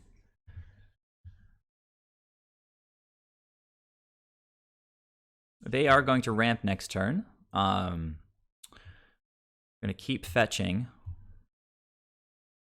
And if they play a Dryad on their turn, we're going to blow it up on our turn.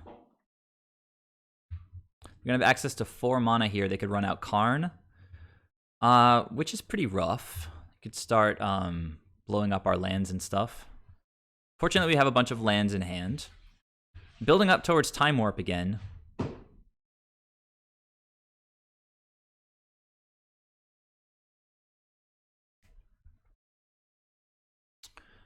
You know you want to play that Dryad. Oh, no, they're going to play something else.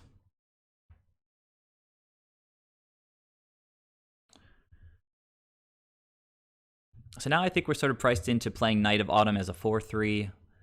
See what the opponent can do about it.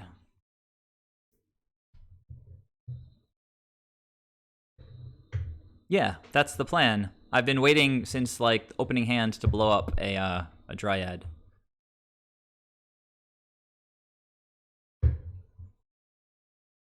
All right, so green white seems okay. We can draw Pithing Needle, seems pretty good. Wow, just drawing lots of lands, huh? So do have to play a creature here. The opponent gets to destroy one of our lands basically for the rest of the game. It's kind of terrible, unless we draw into something. Oh, you know what? I'm going to hold Knight, of course, because I can blow up Liquid Metal Coating. Yeah, that's much better. And again, all we need to do is get to 5 mana and hopefully draw into an Eternal Witness and an Ephemerate. If the opponent just makes this take like 7 turns, they might not... Oh, they are going to blow up one of my lands right now. It's pretty terrible. But we'll get to destroy the Liquid Metal Coating. Opponent's thinking really hard.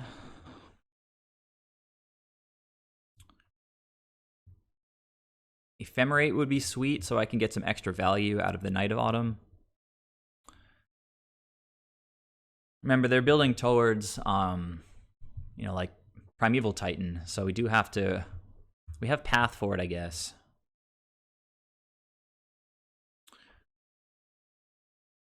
Yeah, that's annoying.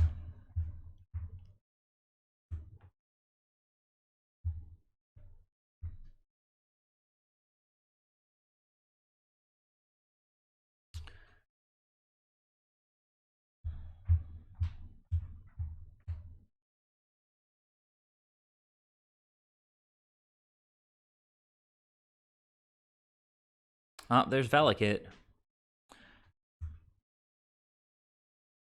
He's gonna play basic planes. Gonna protect most of our colored mana. I mean, I don't know. We're gonna start playing out blue blue lands next turn anyway, so whatever. All right, well, coding is down. Maybe they can just go search for like walking ballista or something annoying. Like I still have Pithing Needle to draw into. They're one land away from Titan. There it is. So we were on the draw this game. We kept an iffy hand. There's a Titan. Fortunately, no Dryad yet. We are looking to draw into an Ephemerate in the next few draws, for sure.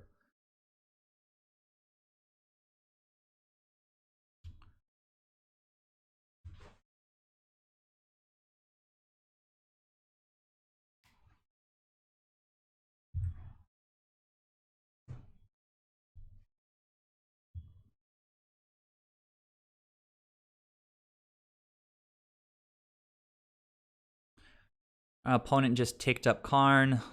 Man, we've drawn very little this game. So I think I'm just going to play a Breeding Pool tapped.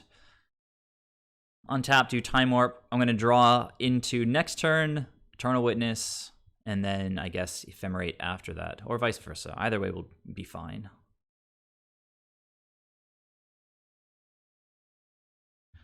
Now, this deck does... I think we're good. I think I can pass a turn. I have 2 paths up.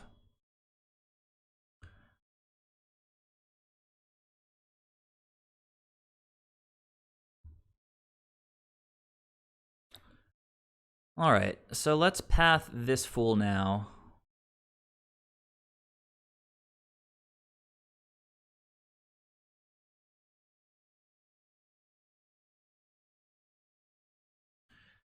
And then we're going to path this fool after that. They have no fetch land, so if we rip an Eternal Witness, I think we'll be pretty good to go.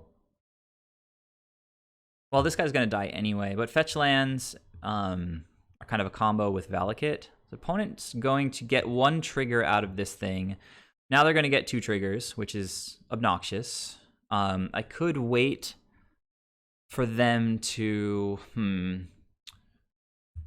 Let's see who they target here. They're targeting this guy. So I'll just path him now and then force him to crack it to... Oh, you know what? This gives him another land. No, but it doesn't matter because it won't trigger Valakut. So they're probably going to crack the Catacomb now to deal with the Knight. So my next draw step is incredibly important. You guys are seeing that I'm kind of flooding out, so that's my excuse. For the time being, opponent gets another trigger. They go to my face. They choose not to go after the Knight. Interesting.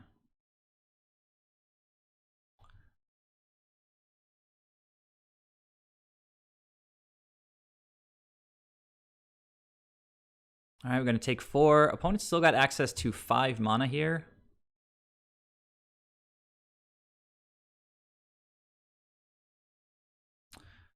Okay. Probably going to get... oh, they got a prime time, so... Oh, wait, I didn't see the land all the way over there to the side. I guess they do have 6, huh? All right, well, guess we'll see how it goes. More fields for more zombies, and Vesuva copying, so they got 3 fields, 800 million zombies. I guess we can draw into like a deputy.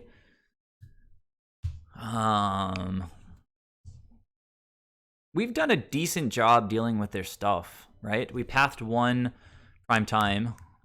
They're getting another artifact. I guess that lets us see a little bit more of their wish board. Walking Ballista. All right, well, if they untap, we lose. And I think, given the state of the board here, I don't think it's actually not possible to combo off, I don't think. But we can draw a Deputy and probably get 1 more turn. Oh, but they've got the Ballista, huh? All right, well, we weren't going to get there. Too many lands. We'll be on the play, and I can bring in Ceremonious. Obviously, we can counter Walking Ballista. That's pretty good. Or just Karn. All right, so, I mean, the deck has been doing pretty well today.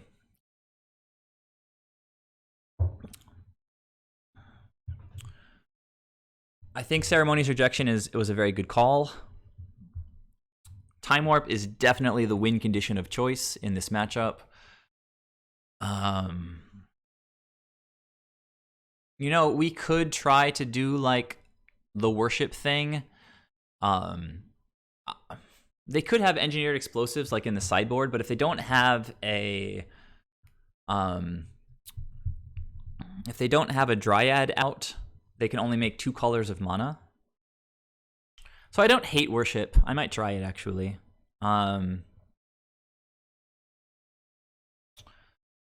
Knight still seems okay. I like Knight. I'm going to trim 2 cards. I'm going to submit and then probably run to the bathroom. I think the walls are fairly ineffective. Also, Winds of Abandon doesn't seem that amazing, since it just gives him a million zombies.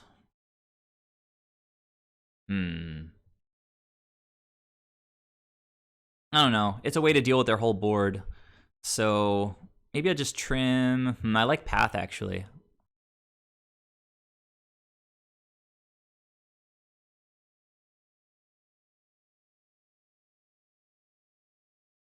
So let's see here. Got a bunch of counter spells. I think I have to trim a wall. I think I have to bring in another Path. Or maybe not. I don't know.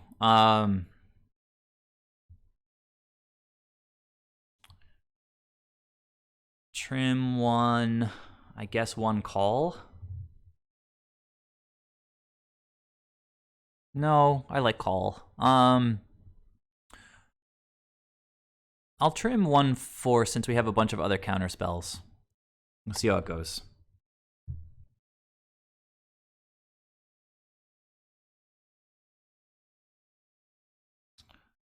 So this is going to be the last game I play on the stream today.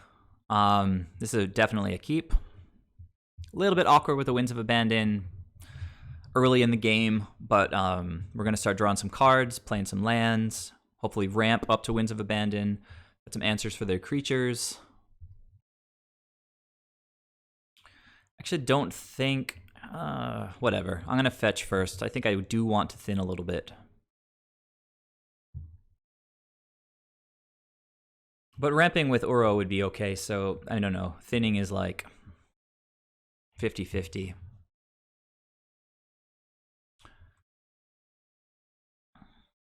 Oh, that's a good one. I like that very much.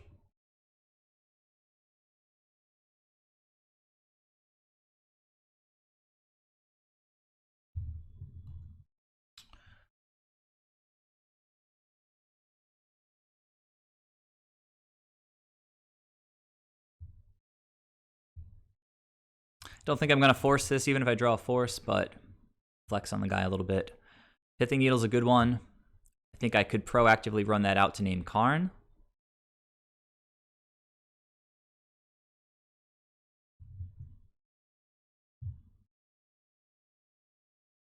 Depends on what I draw this turn. See, Coiling Oracle is an interesting one because I can play that now and play the Pithing Needle naming Karn. What do you guys think about that play? Start by attacking.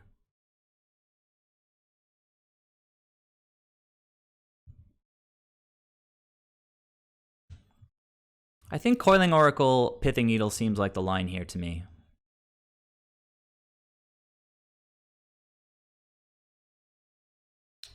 And if that's the line, I think we'll start with Coiling Oracle.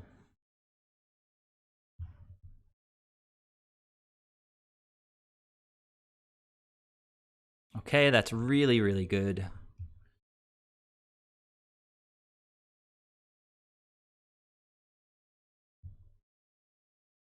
We needed white mana for doubling up on Winds of Abandon, Overload.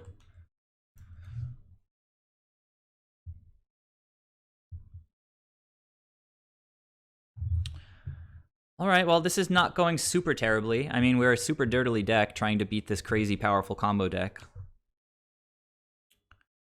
Opponent doesn't like this. I think they were staring at it for a while.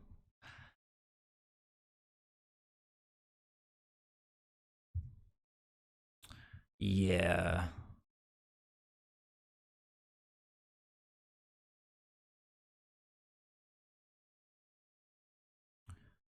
So that thing's going to get pieced out. I know it puts them up to... I could do it on my turn, though, honestly. I want to get Ephemerate going.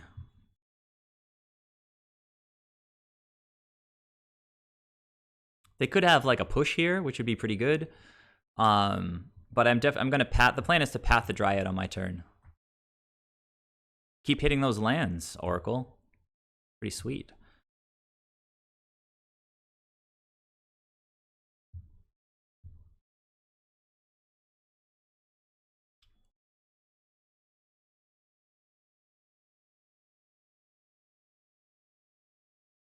Wow. All right. So we're getting there, guys. We're getting there. All we really need is... all we really need is Time Warp, and then the game is over, pretty much. So let's keep it together. I think we do want to get Eternal Witness on the board, because that's just 3 mana less to start going off. So I guess we just path now. Let them play the Titan. We can wins their whole team if we want. I think I'm going to play Eternal Witness. Get back Ephemerate. Path this guy on their upkeep, I guess. Seems probably good. Or maybe on their draw step, I guess. Because they're not playing counter spells.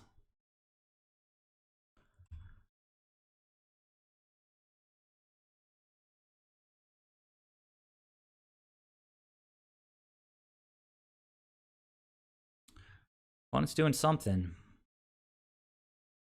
Trophying that. That is okay. It's going to give us land. They're going to play Karn. And we can just get back the Pithing Needle into our hand. So let this resolve. Yes. Go get blue, I guess.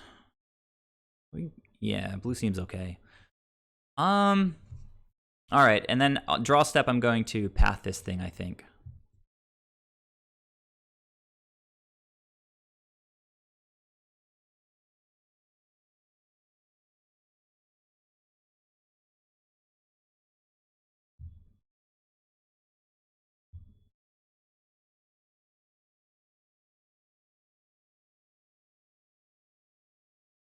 So I did that on draw step because I kind of want them to draw basic lands, and leaving it in the deck through the draw step gives them a chance to draw an extra basic land.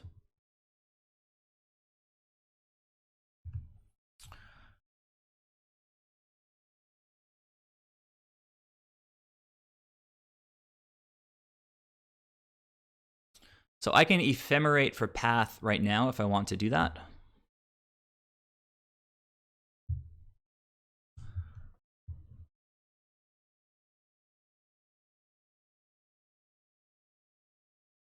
But they killed the needle for a purpose, right? So seems like they're probably going to try to get Karn. Or like they're trying to cast Karn. Otherwise, why even bother? So again, we're a top deck away from winning.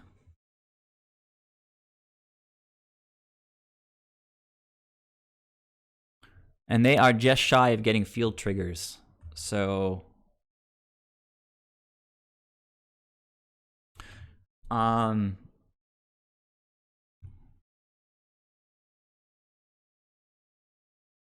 so I think I Ephemerate now, get back path, and just path the Titan now.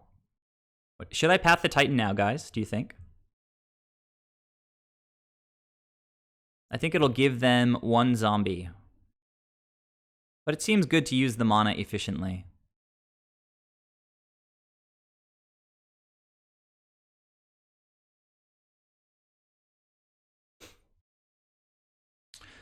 So let's go Time Warp. Wrap up this stream with a sweet top deck.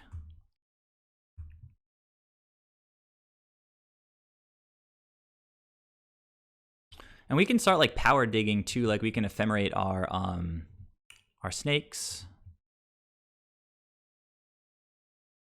Deputy was a really, really, really, really, really good draw right there.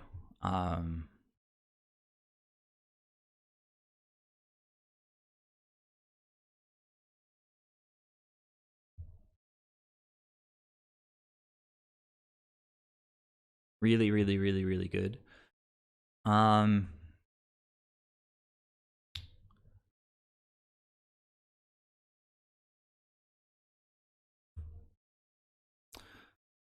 So I kind of feel like I might want to protect the Deputy in hand for a little while. If I play it and then they start playing Dryads and getting Valakut triggers, I can only ephemerate it once. Like, let them go bananas on this turn, making tokens, and then I will Deputy next turn.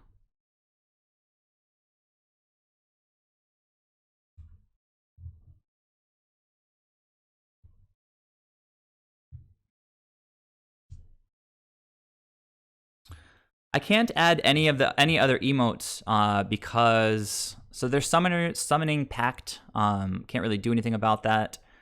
So that's fine. But we can ephemerate to get back our path just like we did before.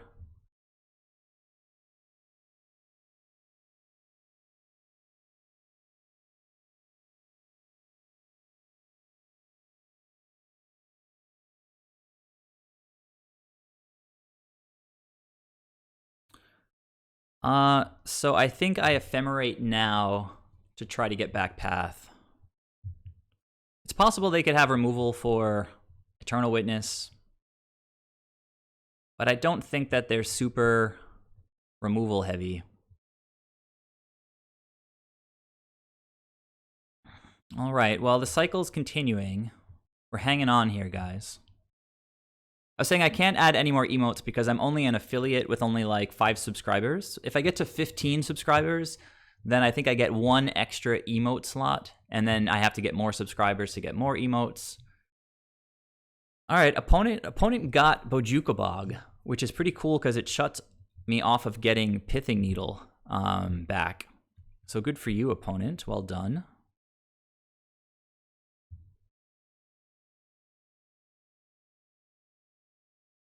But I am going to get back the Ephemerate, which is unfortunate for the opponent. Unless they bounce it back to their hand or something.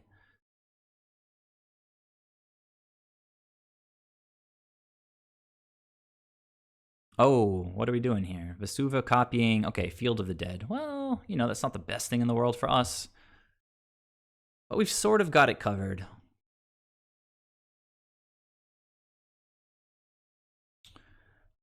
Okay, so we have, let's see. I'm just going to go ahead and path this thing right now so I don't have to remember to do it. Got multiple answers for for the zombies because I have Winds of Abandon and Bajukabog's been played already, so unless they bounce it back to their hand, I can keep getting back stuff.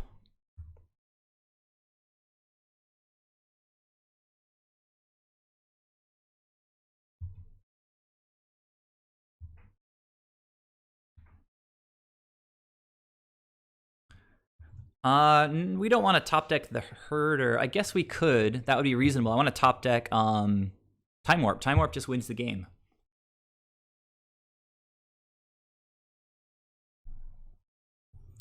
I mean, Walking Ballista is pretty scary, I guess.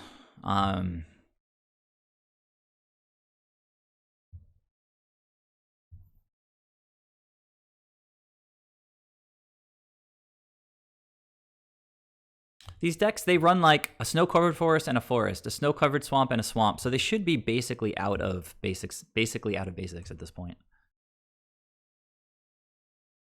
This is naming Nymph. So if we draw a counter, we can counter Walking Ballista.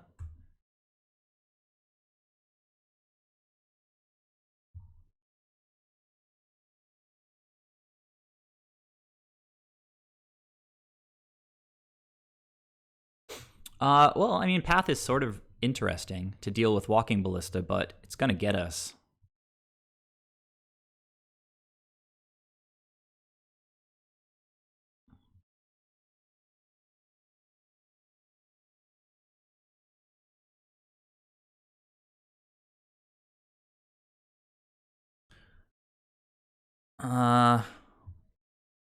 Yeah, I can't really kill opponent here, so. The rough thing about Ballista is that it gets to kill our dudes. So, if I cast Ephemerate right now, it'll just stay in exile. This guy's got 1, 2, 3, 4, 5, 6, 7, 8, 9, 10, 11, 12, 13. This guy's coming down with like way more than enough to kill our stuff. So if I can cast Ephemerate now to try to draw into a counterspell.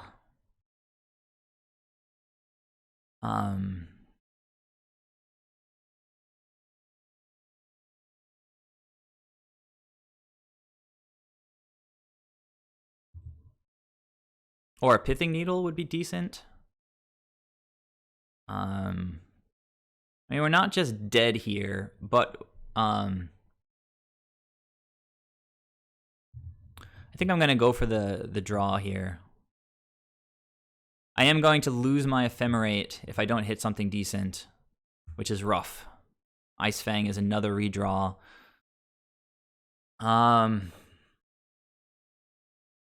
Ice Fang just dies, though, so I think I'm going to let the Walking Ballista resolve, kill it with Path, and then I can flash in the Coatl to catch the rebound. Oh, well, opponent has to pay this, so they get a slightly smaller Walking Ballista.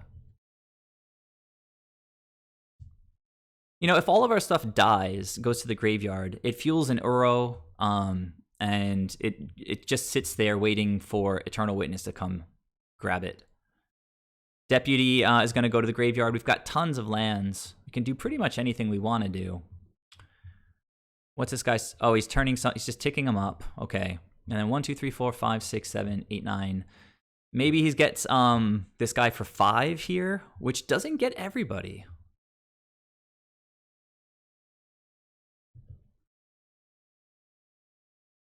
Well, not 7, 8, 9, 10. Yeah, I think he can cast it for oh, well, maybe he can get, let's see. Got those zombies.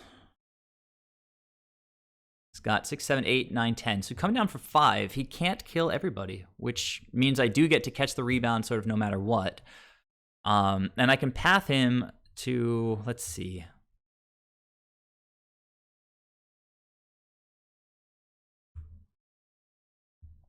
If he goes to with the deputy first, let's. Oh, he's only on 5. So now I let this go. If he goes for one of the snakes next, I think that means he can't get the deputy.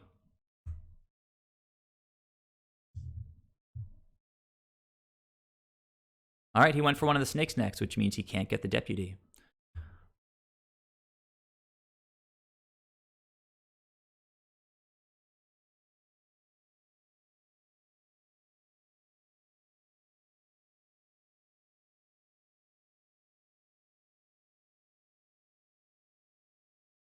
And I don't. He might have more basics. I don't know. It'll give him more zombies, but I'm gonna. Okay, what's he doing? To my face. All right, this is a interesting game. Let's see. I think the snake is still gonna die, right? Yeah, snake down.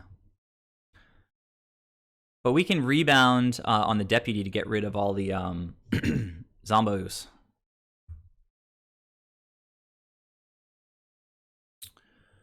And I get to draw a card with the Coatl.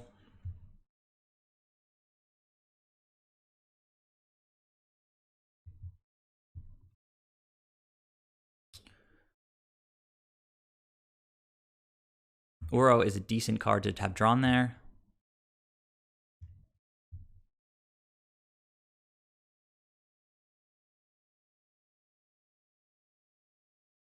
That was not a decent card to have drawn there.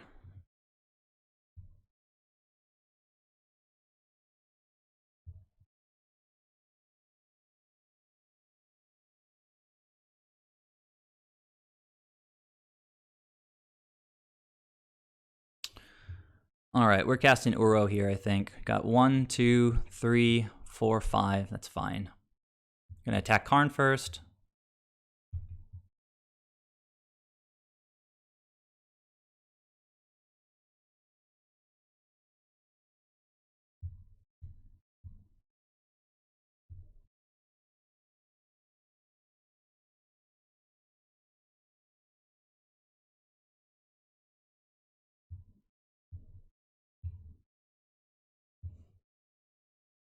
Oh, let me thin the deck before I draw. What's left over here? You know, I don't think it matters too much. I'm gonna pay life for this in case I draw a snake or something.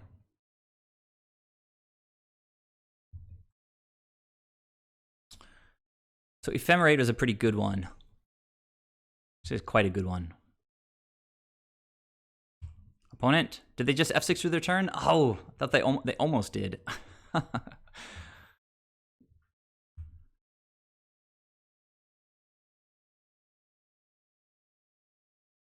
Well, there's a Valakut. It's kind of rough.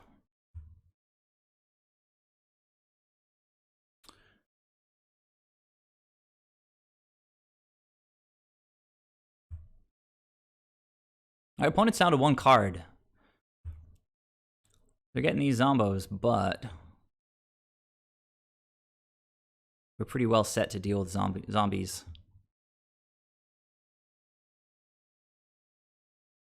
Zero cards.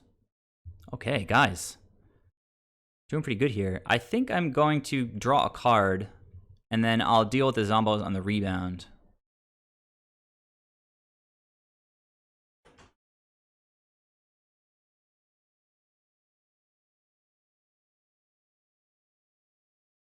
Pithing Needle.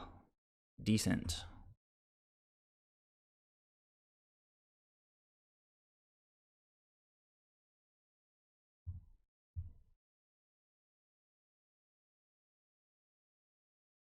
Okay, this is just going better and better.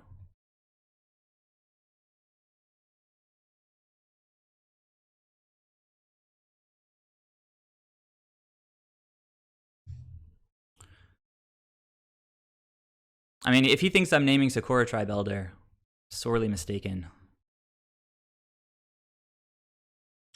So he's got a lot of basics, actually.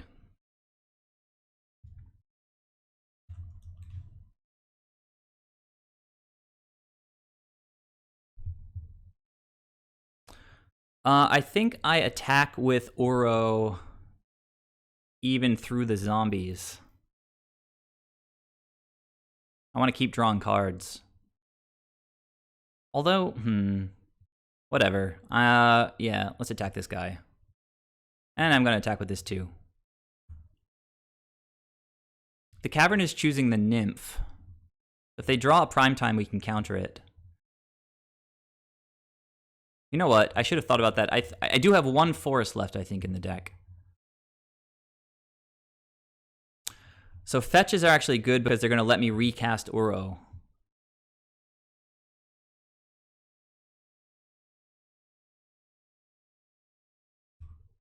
And we do still have this Winds of Abandon if he makes a bunch of tokens.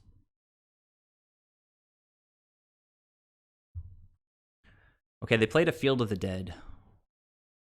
I think. Or something. I don't know. They played a land.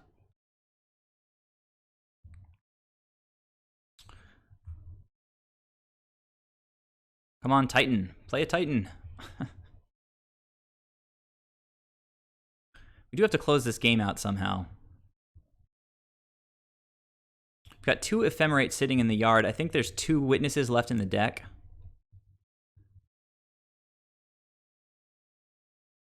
I really don't want... I'd love to not get rid of my Ephemerates from the yard.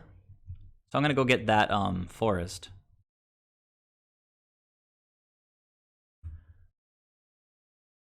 God. Okay, so now I have no more fetchable lands, but I can fuel the Uro, which is pretty nice. So why don't I do that?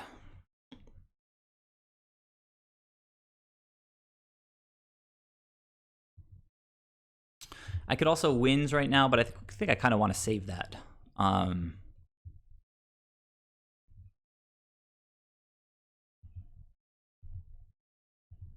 We only need one ephemerate, so it's fine.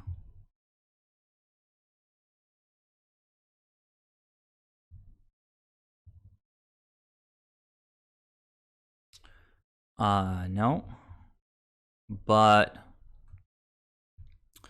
I think I do want to play this thing just to make a big creature.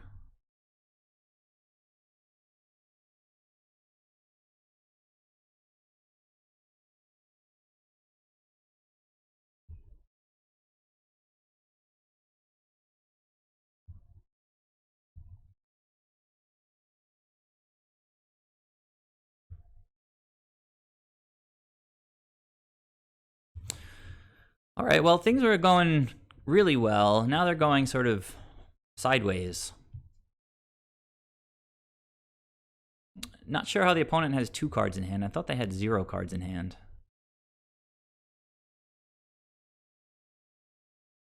So one of the cards that wrecks us the hardest is the nymph, I think.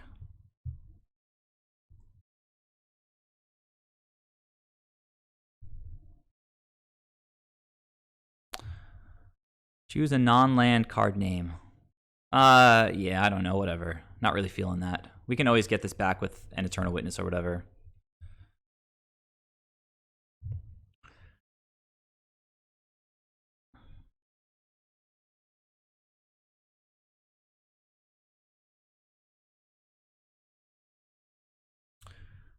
Seems like an unwise attack.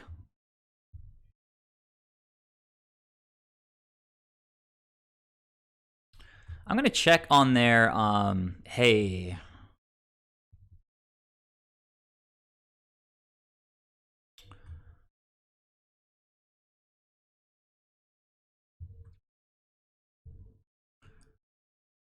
That's what we call a good draw. It's going to grow the Soul Herder, guys.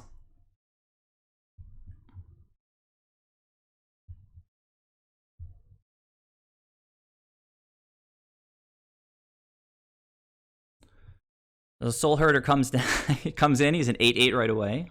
It's pretty good.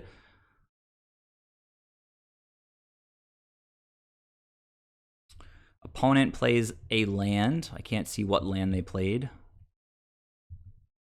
Venser is sort of okay-ish, I guess. So now I think I'm going to attack with my big boys. Should I attack with a bunch of people?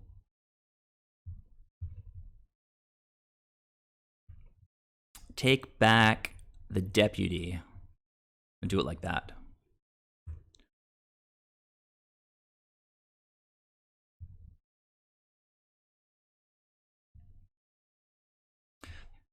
Note that the opponent didn't crack their fetch. I think they might not have anything to get.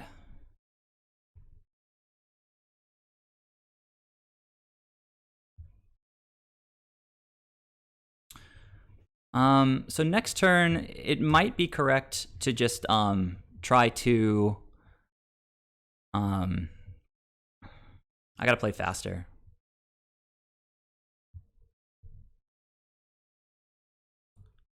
I'm going to wins before I attack next turn.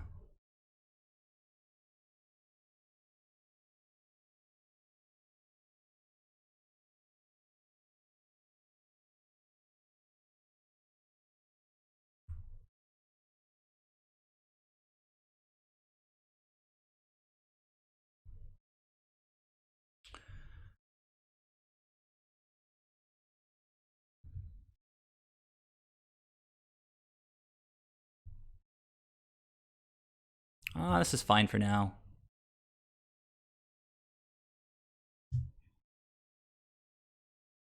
Maybe they could get Blast Zone? I'm going to stop talking for a second, yeah. If they have no more basics to get, then wind should be good on my turn.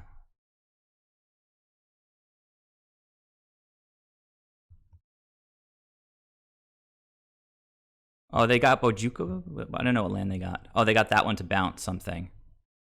They do have Blast Zone.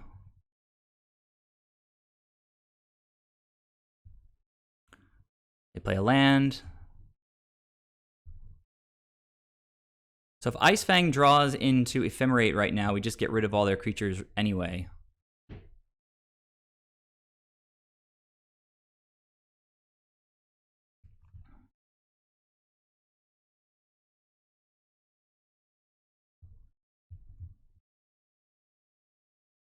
I might Venser and Ice Fang back to my hand.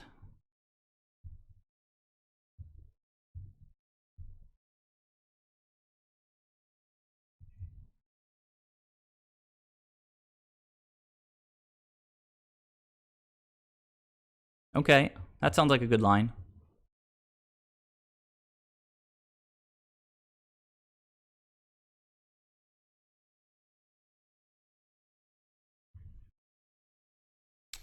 So now we wins, and then we deputy, and we win.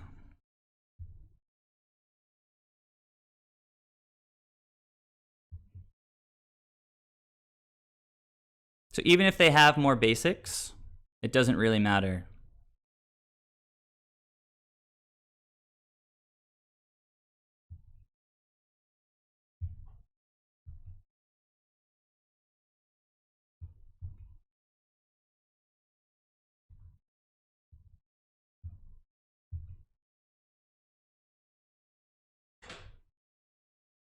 They didn't have any more basics.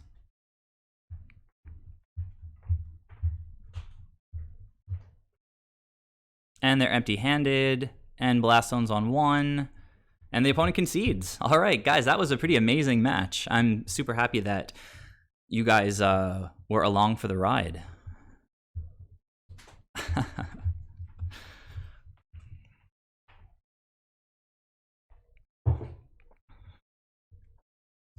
Yeah, venturing back the now I did draw an Ephemerate, so it would have made it happen anyway, I think, because I could have just ephemerated.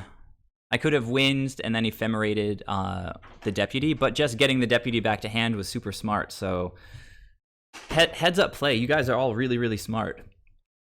Yeah, look look at all those cool Soul Herders. Let's get a round of applause for Soul Herder. Not only did we get to go 3-0 today, but we had a bunch of cool Soul Herder games. Like this guy's a singleton, but he's been doing work. that was really, really good. What turn is it? It's turn 12. We're both kind of in the last little bit of our time. So it didn't look. This deck is probably amulet less amulet without amulet.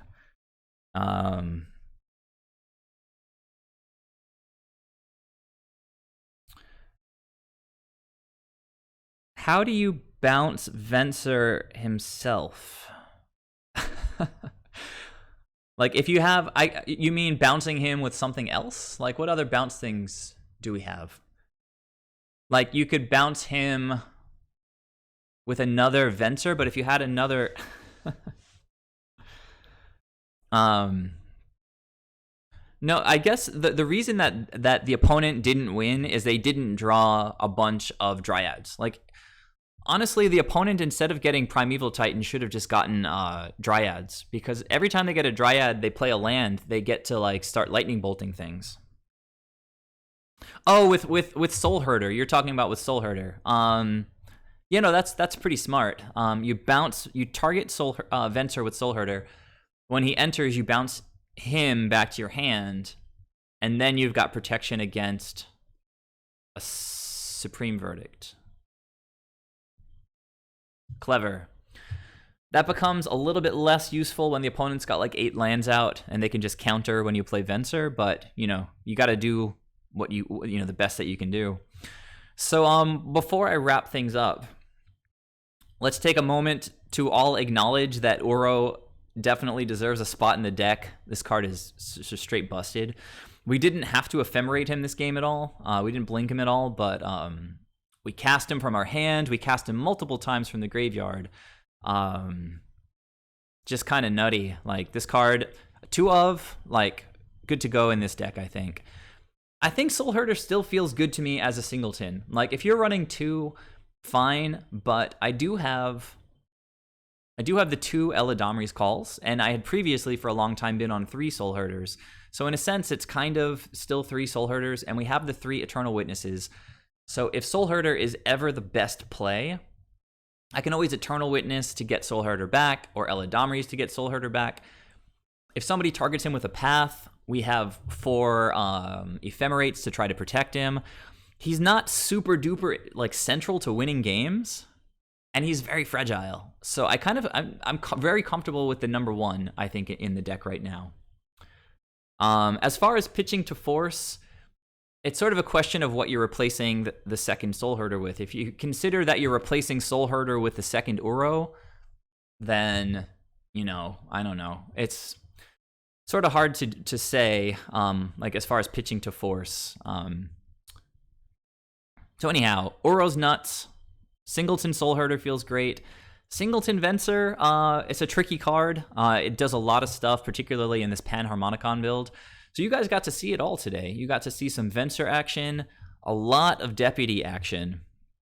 Soul Herder taking people down. Uro. We even got a Panharmonicon win. So deck's feeling good. If any of you guys haven't followed me already, please do. It's going to let you know when I start streaming.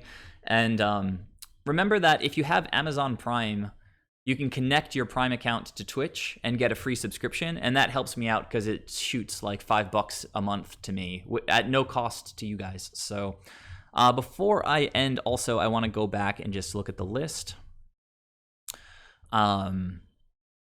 Everything did its part. The Knight was not as useful as it has generally been in the metagame.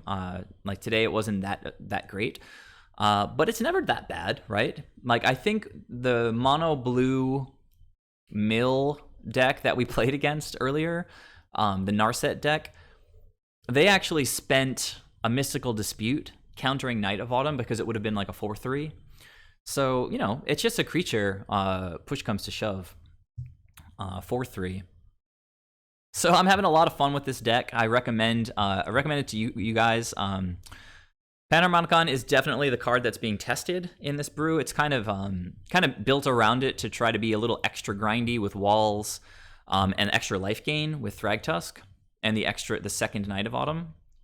Like, we need help against some of the really fast decks, so I've sort of pushed a bunch of extra life gain into the deck. Uro, of course, is also life gain. So any final questions or thoughts from any of you guys? That was a really fun stream. That's the best stream I've had in a while. I feel like I've just been getting beaten up on stream lately.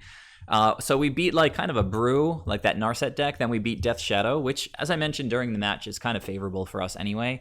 Opponent made a really strange play. Like, they pitched 2 cards to Collective Brutality.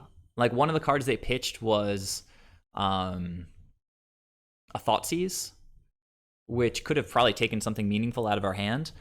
But anyhow, we beat that Narset deck, we beat Death Shadow, and then we beat like the boogeyman of the format, Amulet Titan. So even though it's not Amulet, I guess, what do you call it? Titan Field now or something like that? So 3-0.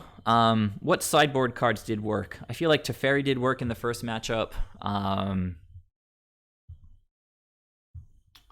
So I'll talk about Uro for a minute, Al, in just a second. Pithing Needle did work. It always does work. Pithing Needle is such a good card. Veil of Summer blew out a turn 1 Inquisition, so that card did some work. I've definitely brought in, I guess, Winds was pretty great at that the end game there against Titanfield. Purge, really good against Grixis Death Shadow. We had it as backup against Ashiok in the first round also. Worship probably would have been solid in either of the last 2 matchups, and we did bring it in. We just didn't draw it. And even Ceremonious came in. Both of these came in. I'm bringing in all of my sideboard cards. I guess Grafdigger's Cage didn't see any play today, but you guys know that Grafdigger's is just a nod to decks like Dredge that you kind of have to respect a little bit. So again, I'm going to answer Al's question here, and while I'm answering it, if you guys have any suggestions or thoughts for the main deck or the sideboard, any of the matchups, please share your chat right now, and I'll let you know my thoughts. So Al Capone, Uro is pretty nuts. He does a bunch of things that people, I think, kind of undervalue. So you want to think about this card not as a blink target. First and foremost, it's not primarily a blink target. When it's in your hand, it's a spell that does things that we want our deck to do. It gains us life, which gains us time. And that's a huge thing for us, is we want to constantly be gaining more and more time, because as I think Come Back to Earth just mentioned, like even against like Titanfield, like our inevitability is going to be greater than their inevitability. So as long as we get to a certain point, like they can get as many zombies as they want, I can just ephemerate the Deputy of Detention and attack and just win. So Titan gains us life, so that's a big deal, bigger than most people I think appreciate. But then it also draws a card, so it replaces itself. It keeps our hand full of gas. It keeps the progression going, hitting land drops, drawing more cards, getting to sort of an ultimate sort of combo win, or just drawing answers to what our opponent's doing. So the two things it does as a spell are both great. Like they're both things that we would want in a spell in this deck, to even potentially just flash back as a spell using Eternal Witness. Like gaining life, drawing cards, putting a land onto the battlefield is actually another thing that people underestimate, I think. Because in this list, I'm trying to maximize value, and I'd recommend to everybody who plays Soul Herder, full stop, period, end of discussion, basically, don't run dorks, because we need all of our non-land draws to either be powerful answers or things that draw cards, or yeah, so that's it basically. Powerful answers, Deputy of Detention, Knight of Autumn, things that draw cards, snakes, walls, Eladamri, Eternal Witness. So don't run dorks. They're terrible, terrible top decks. We're not trying to ramp into something crazy in this deck. We're trying to get to turn 10. Dorks don't help you get to turn 10.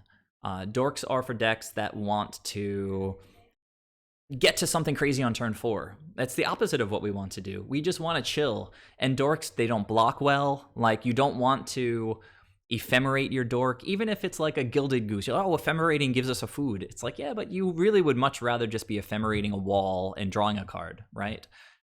So what I was getting at is, without dorks, you want as many ways to ramp as possible. So 4 Oracles, 2 Titans, 2 Oros has felt pretty solid in this deck. Some games we do get to like 6 lands on turn 4, and you can just do whatever you want. You know, play Thragtusk and ephemerate it on turn 4. It's pretty gasolicious, I think. So to finish off my thoughts on Uro, gains life, draws a card, puts a land onto the battlefield, and then beyond that, maybe the thing that people appreciate the least, I guess, is the escape, right? So we're going to jam the board up. We're going to throw a Coiling Oracle in front of a Prized Amalgam. Even if we don't have Ephemerate, it's going to get blocked. It's going to go to the graveyard, and we're just going to get a full graveyard. Like, it's just going to be full of stuff like fetches, tons and tons of fetches. It's going to get full of dead walls. It's going to get full of Eladamri's Calls and dead snakes. So easy to cast this thing. It's in our 2 like primary colors, blue and green. Again, we can kind of ramp a little bit, so you might even be able to escape it a little bit early if things go perfectly. And another synergy is we draw so many cards that more than once I've pitched Uro to hand size. Like, if I have 8 cards in hand, just put Uro in the graveyard. He's just going to chill there until you can bring back a massive 6/6. So imagine, you're playing against Jund. You play a bunch of snakes. They kill all of them. They Thoughtseize an Eternal Witness. They Renin 6, your Soul Herder. You've got like 5 cards in the graveyard already. So play an Uro and then escape it. Now you've got a 6/6 that drew 2 cards, gained 6 life. Now they've got to answer that thing. And they're going to have to keep doing it over and over and over again. So it's just this extremely robust plan B. If our card engine thing is not really doing what it's supposed to be doing, just chump block and cast Uro with all of the dead things in your graveyard. It's going to keep drawing you cards, keep ramping you, gaining life so that you can take the game longer. It's really, really good. Now, to talk about it as a blink target, I mentioned earlier, one cool thing is imagine you escape Uro. So you've got your 6/6 ready to attack, and an opponent wants to path it.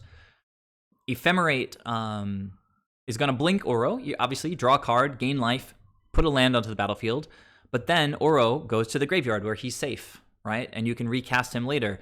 So it's the synergy with Ephemerate allows you to dodge exiling effects that would take Uro out of circulation, right? So Ephemerate really good in that kind of a spot. But if you're playing against Burn and you turn 3 Uro and put a white source onto the battlefield with his ability, go ahead and Ephemerate Uro, right? He's going to gain you more life, drawing more cards. Ephemerate him as many times as you can. Like, if you get to 6 or 7 lands before Burn has, like, played their 3rd land, even if you have no creatures on the battlefield, like, you're probably going to win because now you're in the part of the game where you can cast 2 creatures and hold up force. You've gained 6 life off of Uro, so there are situations where just blinking or repeatedly blinking him is going to just be the nuts. Blinking him with Soul Herder is almost never going to be a good play. But with, I've only got 1 Soul Herder, so Soul Herder is a very particular line to take in this build. And, it doesn't matter that it's not a good Soul Herder target. It's just such a strong card. And it's actually kind of nice because we got our busted blue-green card in the last set. We got Oko, right? And we played the crap out of Oko, even though it had, like, no synergy at all with our deck. Whatever. Like, you start playing Gilded Goose and you make some food, but anybody can say that your deck has synergy with Oko, basically. Our deck did not directly synergize really with Oko. So I kind of hated the fact that we had to play 4 Okos, just because it was such a good card. Now that thing got banned, but we have another really cool blue-green toy that seems like it probably won't get banned, right? Like, Uro's not getting played in every deck. It's not getting played in Burn, right? It's not getting played in Death Shadow. Like, Oko was getting played everywhere. So if Uro seems balanced enough, it might just be that card that sort of takes our deck just up 1 notch, right? Like, blue-green decks with a lot of fetch lands should get to benefit from a card like this, right? So Al Capone, I see you have a couple more comments here. Did you ever play Uro and ephemerate him with the extra land drop? Yeah, I think I just answered that. Like, you can totally do it. You can get to like 6 lands, on turn 3, I guess. So it can be pretty bonkers if that seems like the best line to take. One thing to be very careful about when you're ephemerating Uro is you have to remember the rebound.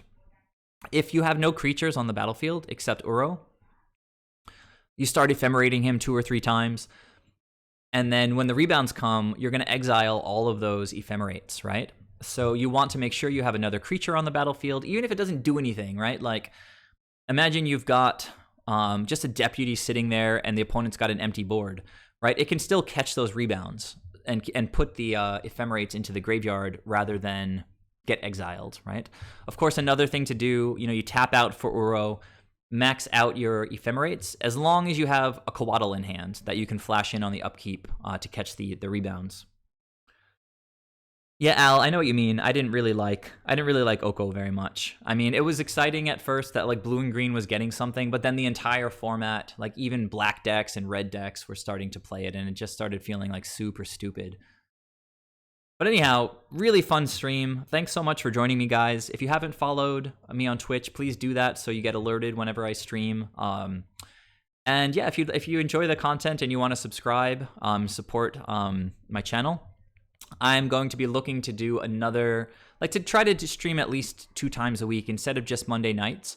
I'm going to try to get two streams a week. Now that I've gotten 5 subscribers, if I get higher, 10, 15 subscribers, maybe I'll look to do it 3 times a week. So thanks again very much, guys. And I guess I'll catch you in the Discord.